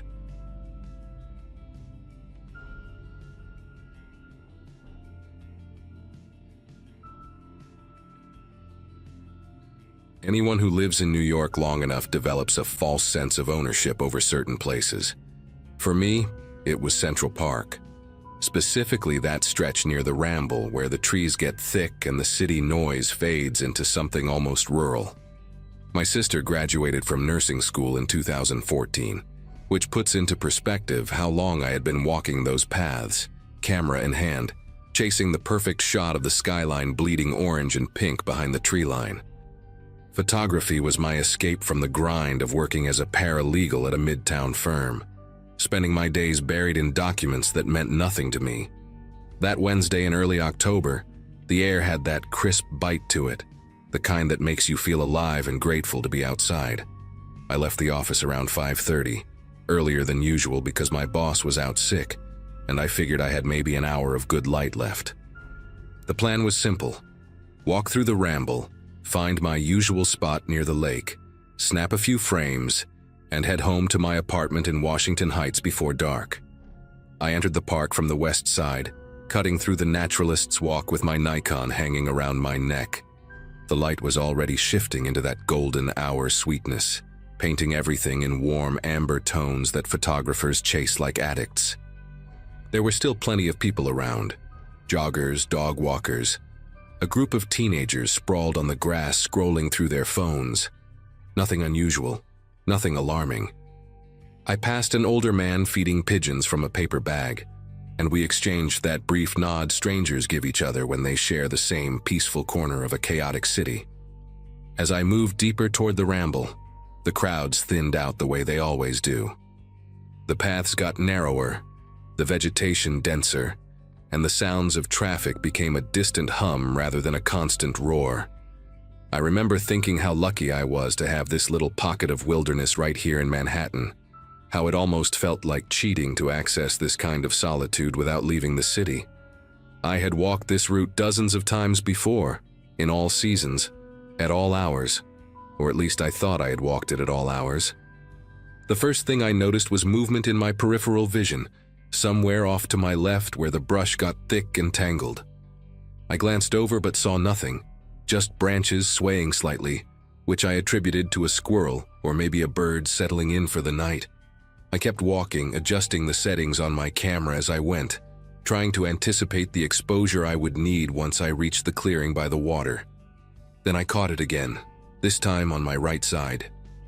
A shape, distinctly human, sliding behind a wide oak trunk about 30 feet from the path. My brain did that thing where it tries to rationalize what the eyes are reporting, suggesting maybe it was just another photographer looking for a good angle, or someone relieving themselves in the bushes. But something in my chest tightened, a primal alarm that had nothing to do with logic. I picked up my pace slightly, not wanting to seem paranoid, but also not wanting to ignore what my gut was screaming. The path curved ahead, and I told myself that once I rounded that bend, I would be closer to the lake where there would certainly be other people enjoying the sunset. When I made it around the curve, I stopped pretending everything was normal. There were 3 of them now, 3 distinct silhouettes positioned in a loose triangle formation, 2 behind me and 1 ahead, all of them partially obscured by trees but clearly tracking my movement. Every time I took a step, they took a step. When I paused, they paused. It was coordinated in a way that made my throat go dry because coordination meant planning, and planning meant intent. The one ahead of me was the largest, a broad-shouldered figure wearing a dark hoodie pulled up despite the mild temperature. I could not make out his face in the fading light, just the shape of him blocking the path like a toll collector waiting for payment. My mind raced through options. Call 911, but by the time anyone arrived, it would be too late. Scream for help, but the nearest visible person was probably a quarter mile behind me. Run, but run where? The 2 behind me had already started closing the gap, their footsteps crunching on dry leaves with a deliberate, unhurried rhythm. They knew exactly what they were doing. They had done this before. I made the decision to turn back, figuring my chances were better, trying to push past 2 of them rather than walking straight into the big one waiting ahead. But the moment I pivoted on my heel, the guy in front moved with surprising speed, closing the distance between us in seconds and stepping directly onto the path behind me. Now all 3 were on the same side, forming a wall between me and the way I had come. Up close, I could see more details. The leader was maybe mid-20s with a thin scar running through his left eyebrow, and eyes that looked through me like I was already just a wallet and a watch. The 2 flanking him were younger, teenagers probably, one of them fidgeting with something in his jacket pocket in a way that made me very aware of how soft and vulnerable the human body really is. Nobody said anything for a long moment. We just stood there in the dimming light, the silence broken only by distant traffic and the rustle of leaves overhead. Then the scarred one spoke, his voice flat and businesslike, almost bored. "Empty your pockets. Phone, wallet, watch, camera. Put it all on the ground and walk away. Do that, and this stays easy."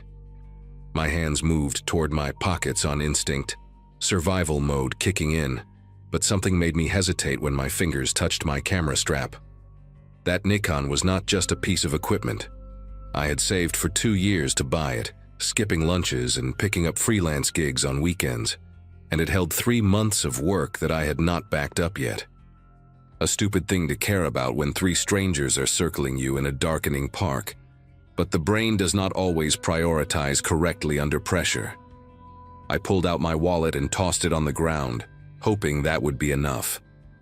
"Take it," I said, hearing the tremor in my own voice. "There is about $60 in there. Take the cards too.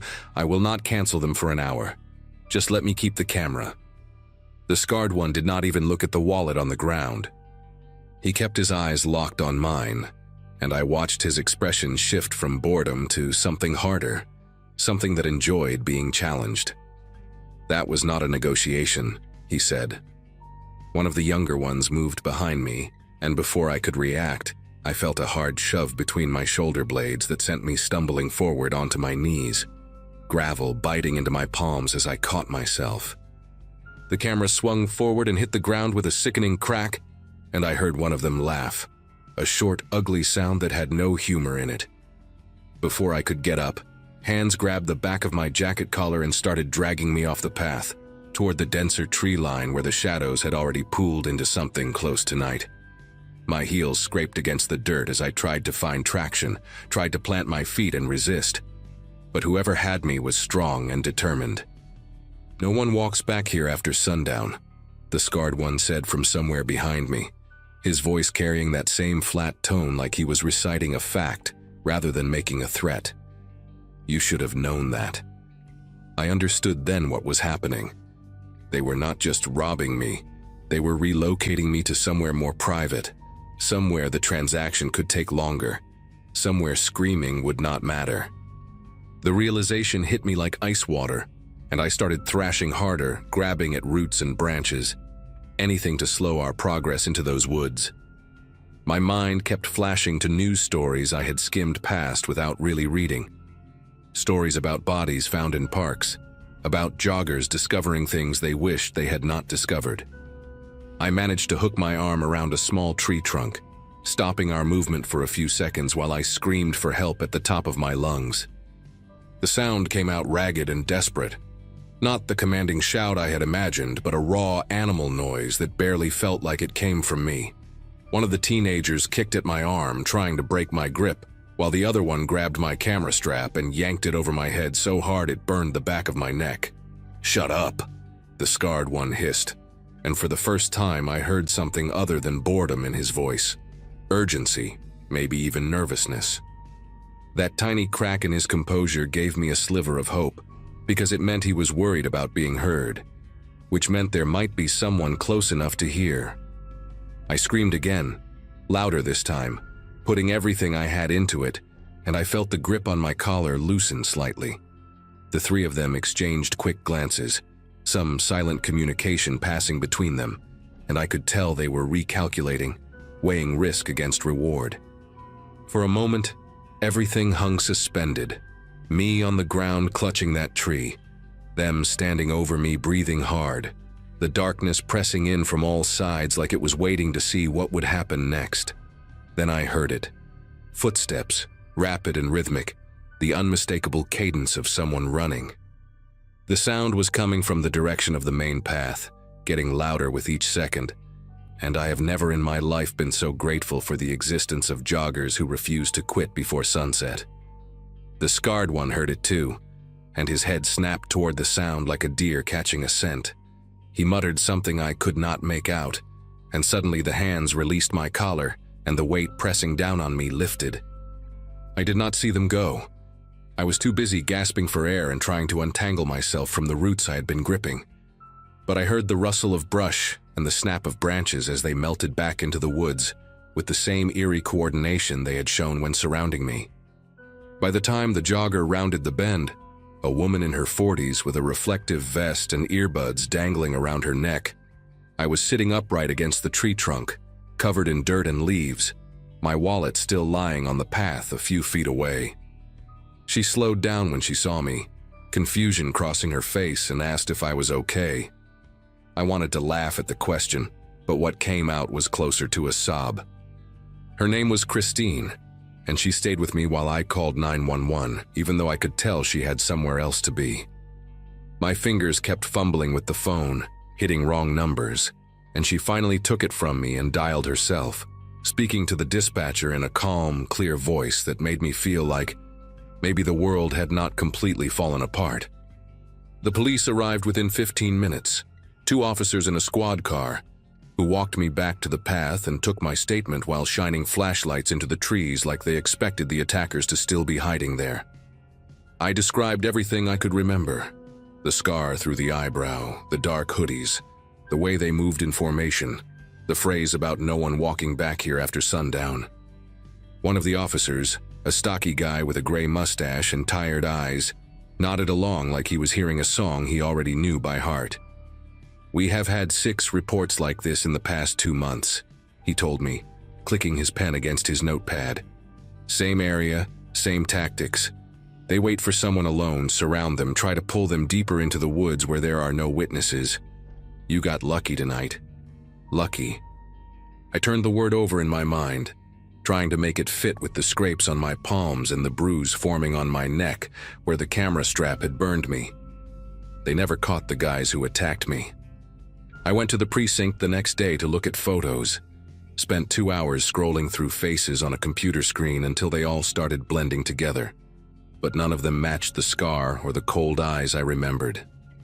The officer with the gray mustache told me not to feel bad about it, that these groups were hard to pin down because they rotated members and changed locations before patterns could be established. He said it like it was just another fact of city life, like rats in the subway or tourists blocking the sidewalk. I got my wallet back. They had dropped it when they fled. But the camera was gone, along with everything on the memory card. 3 months of cityscapes and street portraits, including a series I had been planning to submit to a local gallery. I filed an insurance claim and bought a replacement body 6 weeks later, but I have not taken it to Central Park. I have not even walked through there on my way to somewhere else. My therapist says avoidance is a normal response to trauma, that eventually I will be able to reclaim those spaces, but I am not sure I want to. Some places just get ruined for you, and maybe that is okay. Maybe not every loss needs to be recovered. What stays with me most is not the fear, although that was real enough. It is the efficiency, the way they moved, the way they communicated without words, the way they knew exactly how to isolate someone and create a situation where all the power belonged to them. These were not desperate people making chaotic decisions. They were professionals running a system, and I just happened to walk into their territory at the wrong hour. I think about Christine sometimes, the jogger who saved me without even knowing she was doing it. I never got her last name or contact information, and the police did not seem interested in tracking her down as a witness, since she had not actually seen anything. She was just a woman finishing her evening run, completely unaware that her footsteps were the only thing standing between me and whatever those men had planned for the darker part of those woods. I hope she kept running that route. I hope her presence kept someone else safe on a night when the light faded a little too fast. And I hope, wherever those 3 are now, that they picked the wrong target eventually. Someone who fought back harder, or someone whose scream brought more than just a single jogger around that bend. Because I know they did not stop. People like that never stop until something stops them.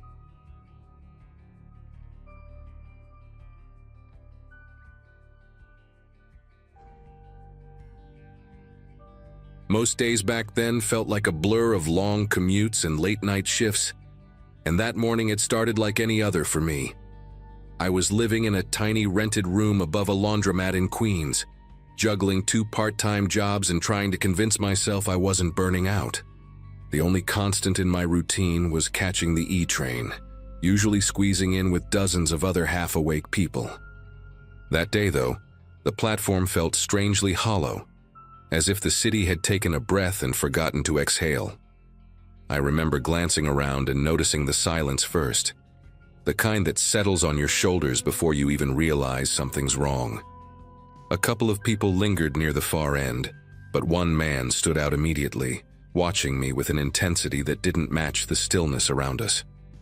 He looked like someone who'd stepped out of the wrong decade, worn leather jacket, faded jeans, and a posture that suggested he didn't care who saw him staring. His eyes tracked every step I took along the yellow line, and even from a distance, there was something sharp in his expression, like he'd already made a decision about me. I tried pretending I hadn't noticed, focusing instead on the arriving train as it screeched into the station. My instinct was simply to get inside fast, pick the first open door and lose myself among commuters. The doors slid open in front of me, and without thinking twice, I stepped into the first car available, expecting the usual crowd. Only it wasn't a usual crowd.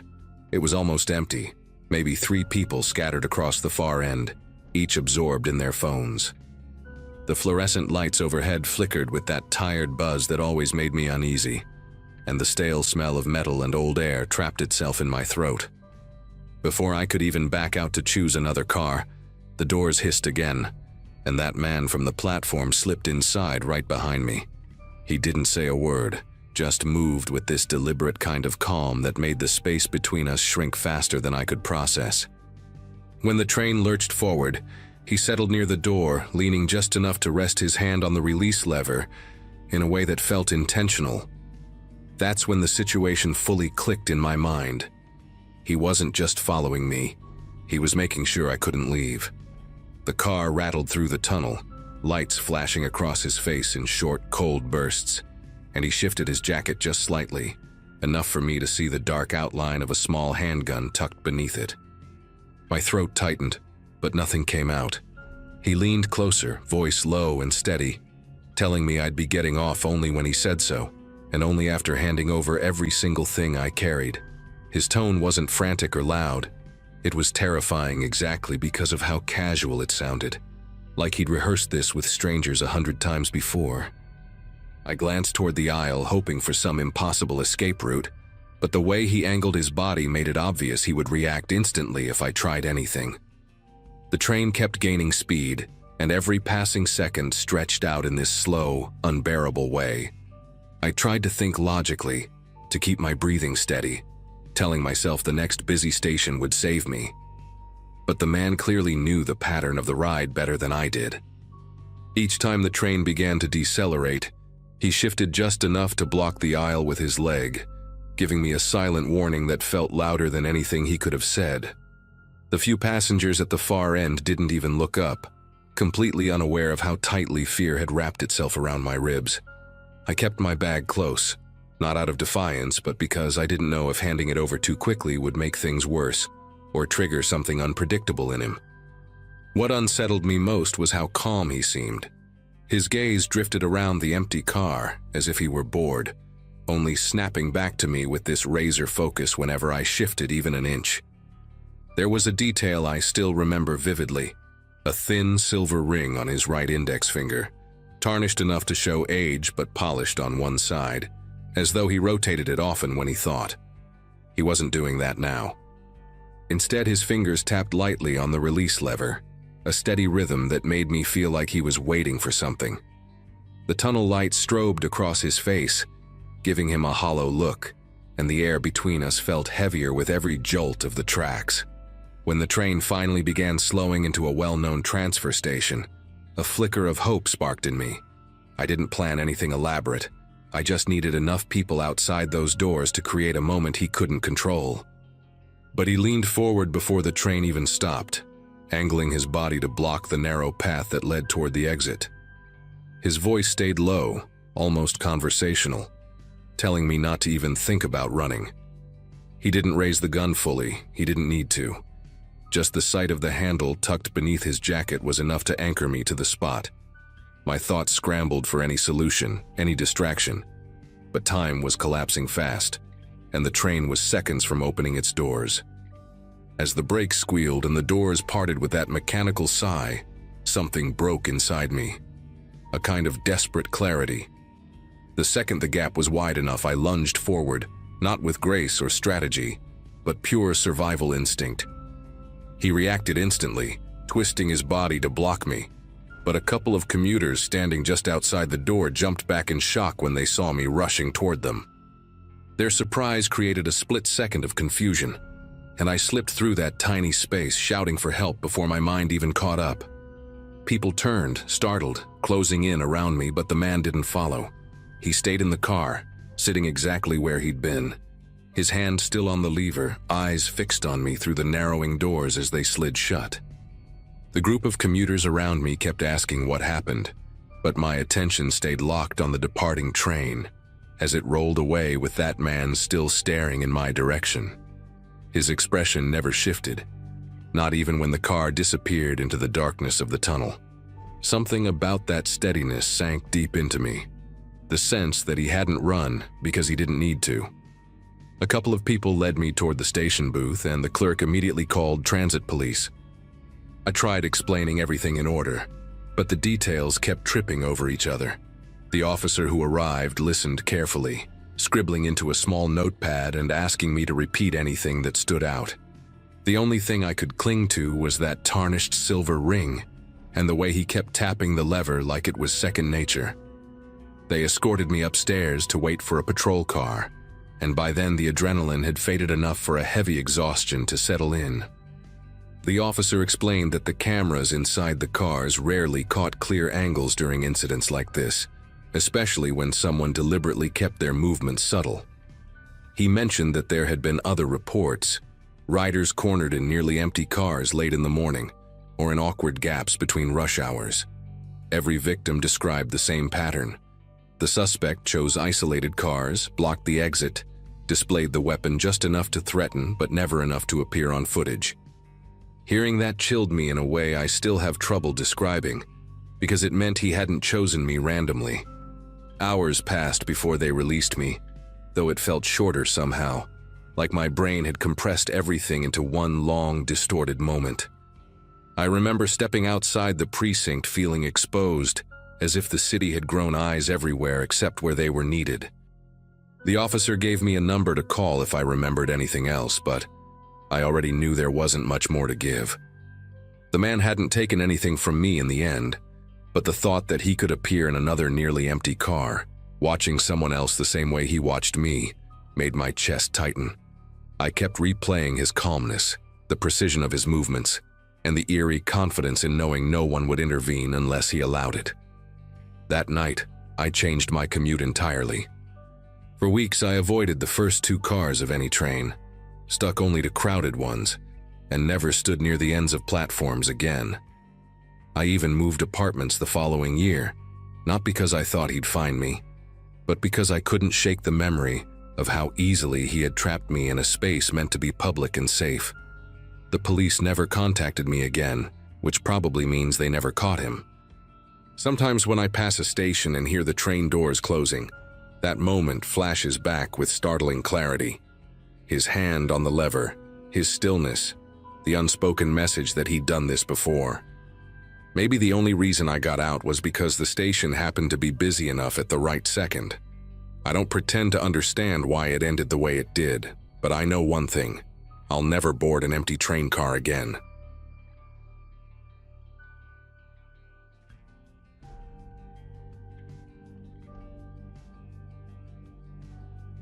The whole thing happened during a class trip to New York in early 2024, when our school brought a group of juniors to see a couple of museums and catch a Broadway show. At the time, I was 17 and mostly focused on keeping up with my friends, trying not to look clueless in a city that felt too loud for someone who'd barely left Massachusetts before. I shared a room with two classmates, Andrew and Melissa, and the three of us stuck together most of the trip, wandering through Midtown like we were pretending to be adults. The hotel we stayed at was one of those older budget places squeezed between taller buildings, with a lobby that smelled faintly like detergent and old carpet. Nothing seemed strange until that one afternoon, when we got separated from the rest of our group on the way back from the corner deli and realized none of our key cards worked. What happened next still sits in my memory like a bruise I can't explain to anyone who wasn't there. We figured maybe the front desk had reset something, so we headed toward the elevators, joking about how our classmates would roast us for getting locked out. When the elevator doors opened, a man in a red maintenance vest stepped out, carrying a crate of cleaning supplies and humming at a pitch that felt oddly deliberate, almost like he was trying to match the sound of the elevator fan. He didn't say anything to us, just raised his eyebrows and moved aside. We went up to our floor, but as soon as we stepped out, the hallway lights flickered in a slow, rhythmic way, like they were responding to movement we couldn't see. Every door on the floor, not just ours, showed the same red indicator: access denied. Andrew thought it was hilarious, so he started tapping his card faster, but nothing changed. Melissa pressed the call button for the elevator again, and when the doors reopened, the same maintenance guy stood inside, even though he'd clearly walked away minutes earlier. Andrew tried asking him what was going on, but the guy just tilted his head and pointed to a metal door at the end of the hall, with a faded sticker that said, "Staff only." We had assumed it was locked, but when we walked closer, a gust of cold air seeped out from underneath, carrying a smell like dust mixed with something metallic. The door wasn't just unlocked, it stood slightly open, almost waiting for someone to nudge it. Melissa asked if this was the way back to the lobby, but the man didn't respond. He simply used his foot to keep the elevator door from closing while watching us with an expression so unreadable it felt rehearsed. We exchanged a silent agreement that anything was better than standing there with him, so we slipped through the service door, figuring it had to connect to the stairs. The hallway behind it looked nothing like the guest floors. The carpet gave way to concrete, and the walls were covered with handwritten notes taped above pipes, each marked with initials we didn't recognize. Fluorescent lights buzzed overhead in long, inconsistent hums, casting shadows that bent strangely around the exposed wiring. As we followed the narrow passage, we passed rusted carts stacked with torn linens and boxes labeled with dates that didn't match any schedule a hotel would ever need.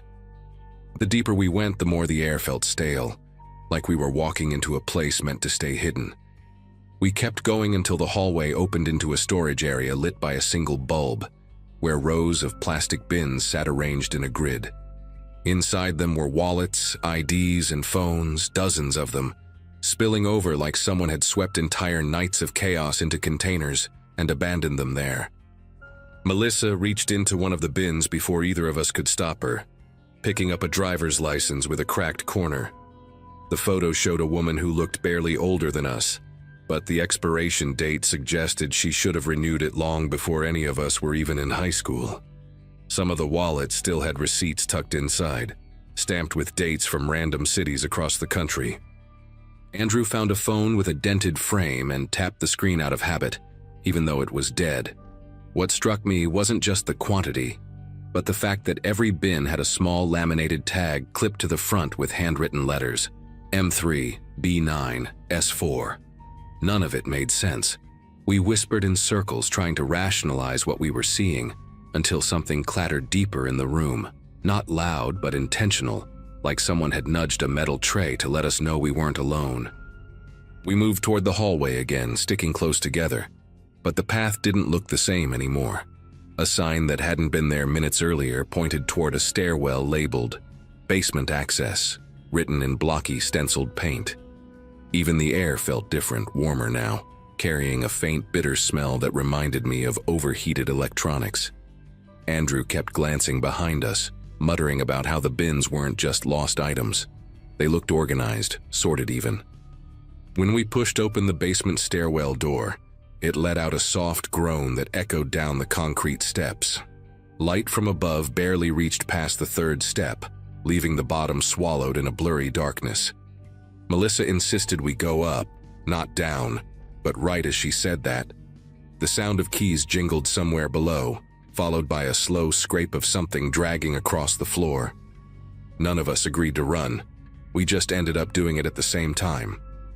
The staircase led to another service corridor, this one lined with metal doors that had no room numbers, only barcodes printed on stickers, some peeling, some newly applied. A small, rolling table stood off to the side with an open notebook filled with lists of dates and initials, all written in the same heavy-handed block letters we'd seen on the bins. A digital clock mounted on the wall blinked the wrong time, resetting every few seconds as though it couldn't decide on the hour. Before we could process any of it, a voice echoed from behind us, polite, measured, and close enough to make Melissa flinch backward. It was the maintenance guy, his tone calm, asking if we had gotten mixed up and needed help getting back to our floor. His presence there felt too convenient, too practiced, as if he knew exactly where we'd end up. He guided us back through a shortcut none of us had seen before, a plain door that opened directly into our hallway. All the lights there were steady now, glowing with a warmth that made the whole basement ordeal feel unreal. Our door unlocked immediately when Melissa tried her card again, and the staff member just nodded once before walking away, his steps silent on the carpet despite the heavy boots he wore. The moment the latch clicked behind us, Andrew realized his phone was missing from the nightstand where he'd left it charging. He tore the room apart while Melissa stood beside him, trying to calm him down. I checked the drawers, the bathroom, even under the beds, but his phone had vanished completely. We agreed to report it after dinner, assuming housekeeping had accidentally moved it. But none of us really believed that.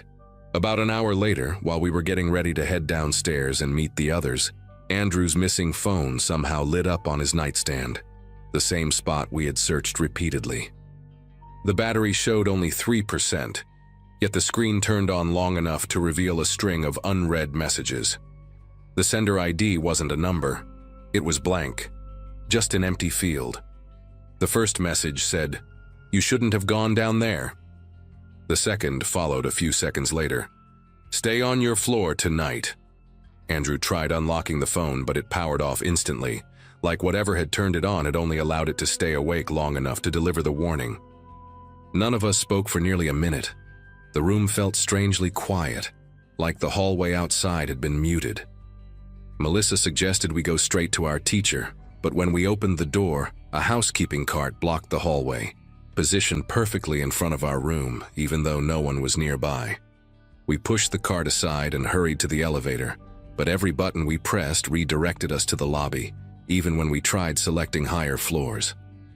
The moment the doors opened, we spotted the maintenance guy standing near the front desk, but now he wore a regular button-down shirt instead of the vest, as if he had changed roles in the short time since we'd last seen him. When he noticed us, he gave a quick nod to someone behind the counter, a gesture so small we almost missed it. Right then, Andrew's phone lit up again, still supposedly dead, displaying one final message: "Don't talk." He palmed the phone immediately, shielding it from view. We had no idea who was controlling it, but the timing was impossible to ignore. Whatever this was, it clearly involved more than one person. We spent the next hour pretending everything was normal, sitting through dinner with the group, making small talk, trying not to let our eyes drift toward any member of the hotel staff. Andrew kept his phone in his pocket, afraid even to glance at the screen. At one point, a bellhop passed behind us carrying a tray, and when I turned slightly, I noticed a key card tucked into his belt loop with the same barcode formatting we'd seen in the basement corridor. That small detail made my throat tighten. It wasn't just a theft ring. People in the hotel were tracking guests, sorting their belongings, and monitoring anyone who wandered into restricted spaces. Whatever they planned to do with those items, or with the owners of those items, we didn't stay long enough to find out. The next morning, our teacher announced we'd be switching hotels due to a reservation miscommunication, though none of us believed that excuse. Andrew powered on his phone for real this time, expecting more messages, but everything had been wiped. No warning texts, no call logs, not even his lock screen photo remained. Melissa tried asking the front desk about the lost and found policy before we left, but the clerk just smiled politely and said they didn't keep misplaced belongings for more than a day. We didn't argue. We grabbed our bags, boarded the bus, and didn't look back. To this day, Andrew still refuses to stay in any hotel without taping over the peephole and putting his suitcase against the door. As for me, Every time I think of those bins in the basement, I wonder how many people never realize their things didn't just go missing. They were taken, categorized, and stored by someone who was watching them long before they ever checked in.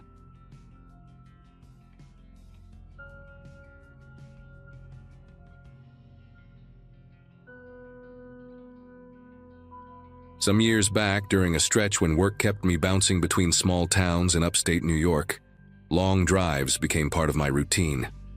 That particular afternoon had been quiet, the kind where the sky looks washed out and tired, and the highway hum becomes almost hypnotic. I remember feeling oddly alert, though, like the day had a sharp edge to it. I'd rented a silver sedan with a loose rattle in the dashboard, and I kept thinking I should have asked for another one, but I just wanted to get moving. My plan was simple: reach a modest motel near a truck stop, sleep, then finish the drive the next morning. Nothing unusual. At least that's what I believed. Somewhere between Albany and Syracuse, traffic thinned until it was just me and a few scattered vehicles drifting in and out of view. That's when I noticed a car pulled onto the shoulder, a dark SUV with one headlight flickering like a dying pulse. Beside it, a man waved both arms in this frantic, jerky motion, like someone desperate to be seen. His jacket looked oversized, hanging off him in strange angles, and he kept glancing toward the tree line as if expecting someone to step out. It wasn't the usual, "Hey, I need help" vibe. It felt more calculated, like a scene arranged for whoever happened to pass by. Still, I slowed down, torn between instinct and caution. As I rolled closer, my gut tightened at the details. The SUV had plates covered in grime thick enough to hide any letters, and the man's face looked oddly shadowed even in daylight, like he'd chosen the angle deliberately. I eased back into the lane instead of stopping, telling myself I'd call for help once I was safely ahead. He changed his gesture the second I accelerated. Less of a wave, more of a signal. That shift made my neck prickle. I called 911 right away, giving the operator every detail I could. Her tone shifted instantly when I mentioned the SUV and the man's build.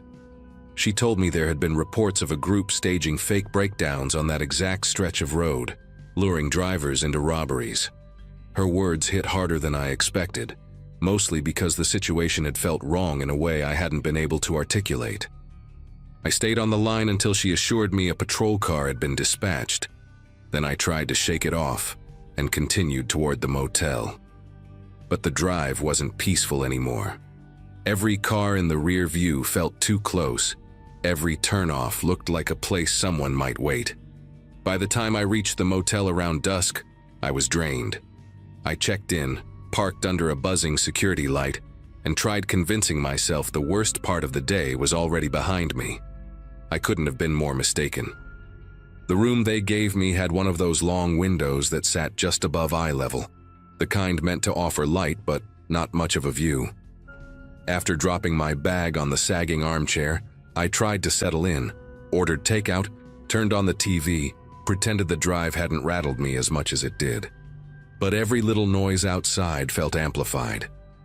Doors shutting in the parking lot sounded too sharp, and even the hum of a vending machine down the hall had this weird metallic rhythm to it. I kept replaying that moment on the highway, wondering if I should have stopped, wondering if he saw me dialing 911. I tried to push the thought aside, but it clung to me like static. When darkness settled in, the parking lot took on a different personality. From the corner of the curtain, I could see the glow of the street lamps staining everything a dull amber. Shadows stretched across the asphalt in long, warped lines. I remember thinking the place looked abandoned, even though I knew the lot was half full. I'd just taken my shoes off when a sound, soft, uncertain, tapped against the window.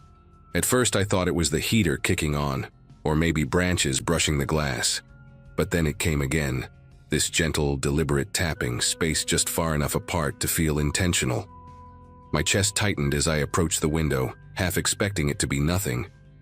Peeking out required lifting the curtain only a sliver. The cold air from the window frame brushed my face as I tried to adjust my eyes to the dim light outside.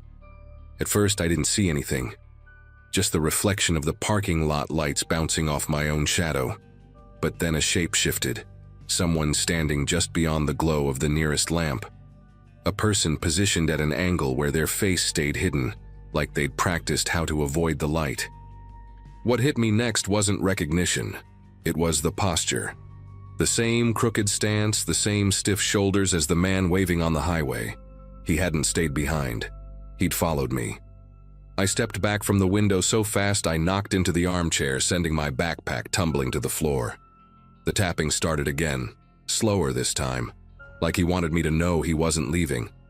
A strange, heavy silence settled between each sound, stretching my nerves thinner with every second.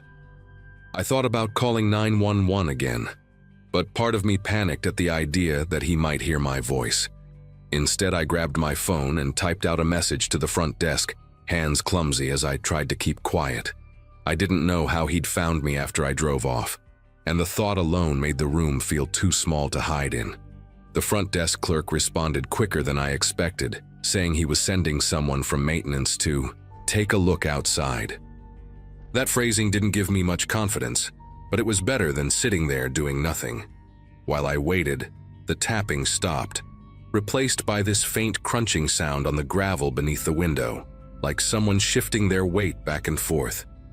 I stayed perfectly still, staring at the door, half convinced the handle would start turning. The air in the room felt heavy, not in a supernatural way, but in the way a situation feels when you realize you're suddenly not in control of anything around you.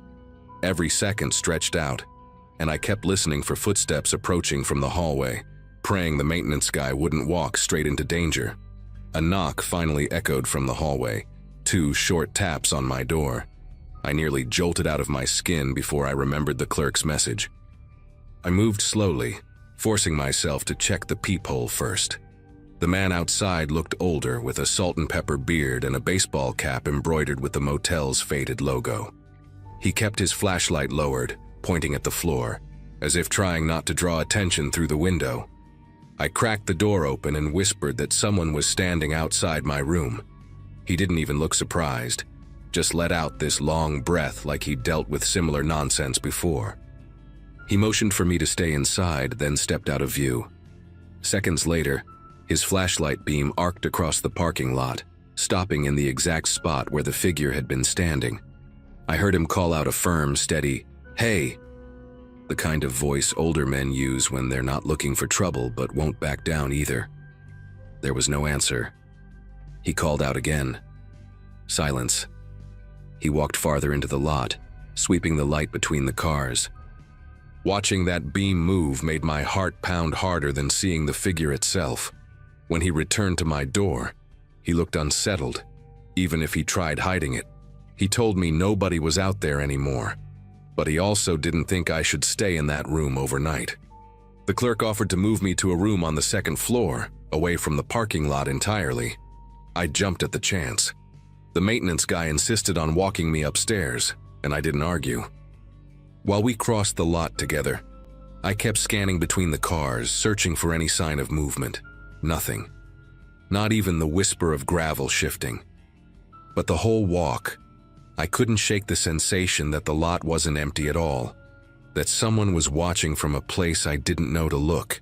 When we reached the new room, the maintenance guy paused before leaving and told me, very quietly, to keep the curtains closed no matter what I heard for the rest of the night.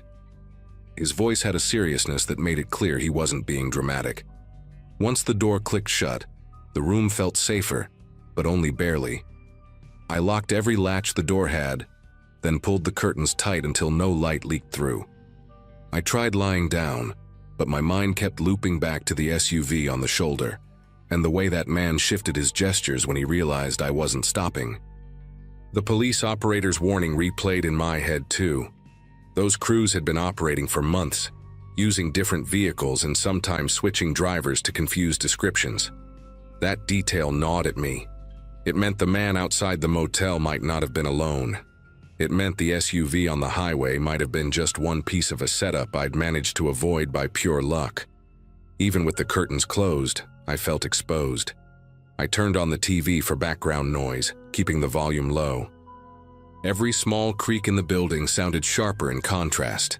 The pipes clicking, the floorboards adjusting, distant voices from other rooms. Then, sometime past midnight, something new cut through the noise. A single scrape, like someone dragging their fingernails along the metal railing outside. Slow, intentional. The sound trailed across the length of the balcony, pausing every few seconds as if whoever was out there wanted to listen in between movements. I didn't dare look through the peephole. I didn't move at all. I just sat in the darkness, breathing as quietly as I could, listening to that awful, steady scrape glide closer to my door. Then it stopped. No footsteps, no voices. Just a long, suffocating stillness that lasted so long, I began questioning whether I'd really heard anything at all. I sat there until my legs went numb, waiting for the sound to return. It didn't. After several minutes, I heard a door somewhere down the balcony slam shut hard enough to rattle my wall. Whether it belonged to a guest or someone who'd been prowling up there, I couldn't tell. I stayed awake until dawn, afraid that if I closed my eyes, I'd hear that scrape again, and this time it would stop right at my door. When morning finally broke and light filtered around the edges of the curtain, it felt like the entire building exhaled. I checked out the moment the front desk opened. The clerk barely made eye contact when I told him I was leaving early, but he did say one thing before I walked out. "You're not the first person this month to ask for a room change." He didn't elaborate, and I didn't push him. Outside, the lot looked perfectly ordinary in daylight. No footprints, no unusual cars, no evidence that anything had happened.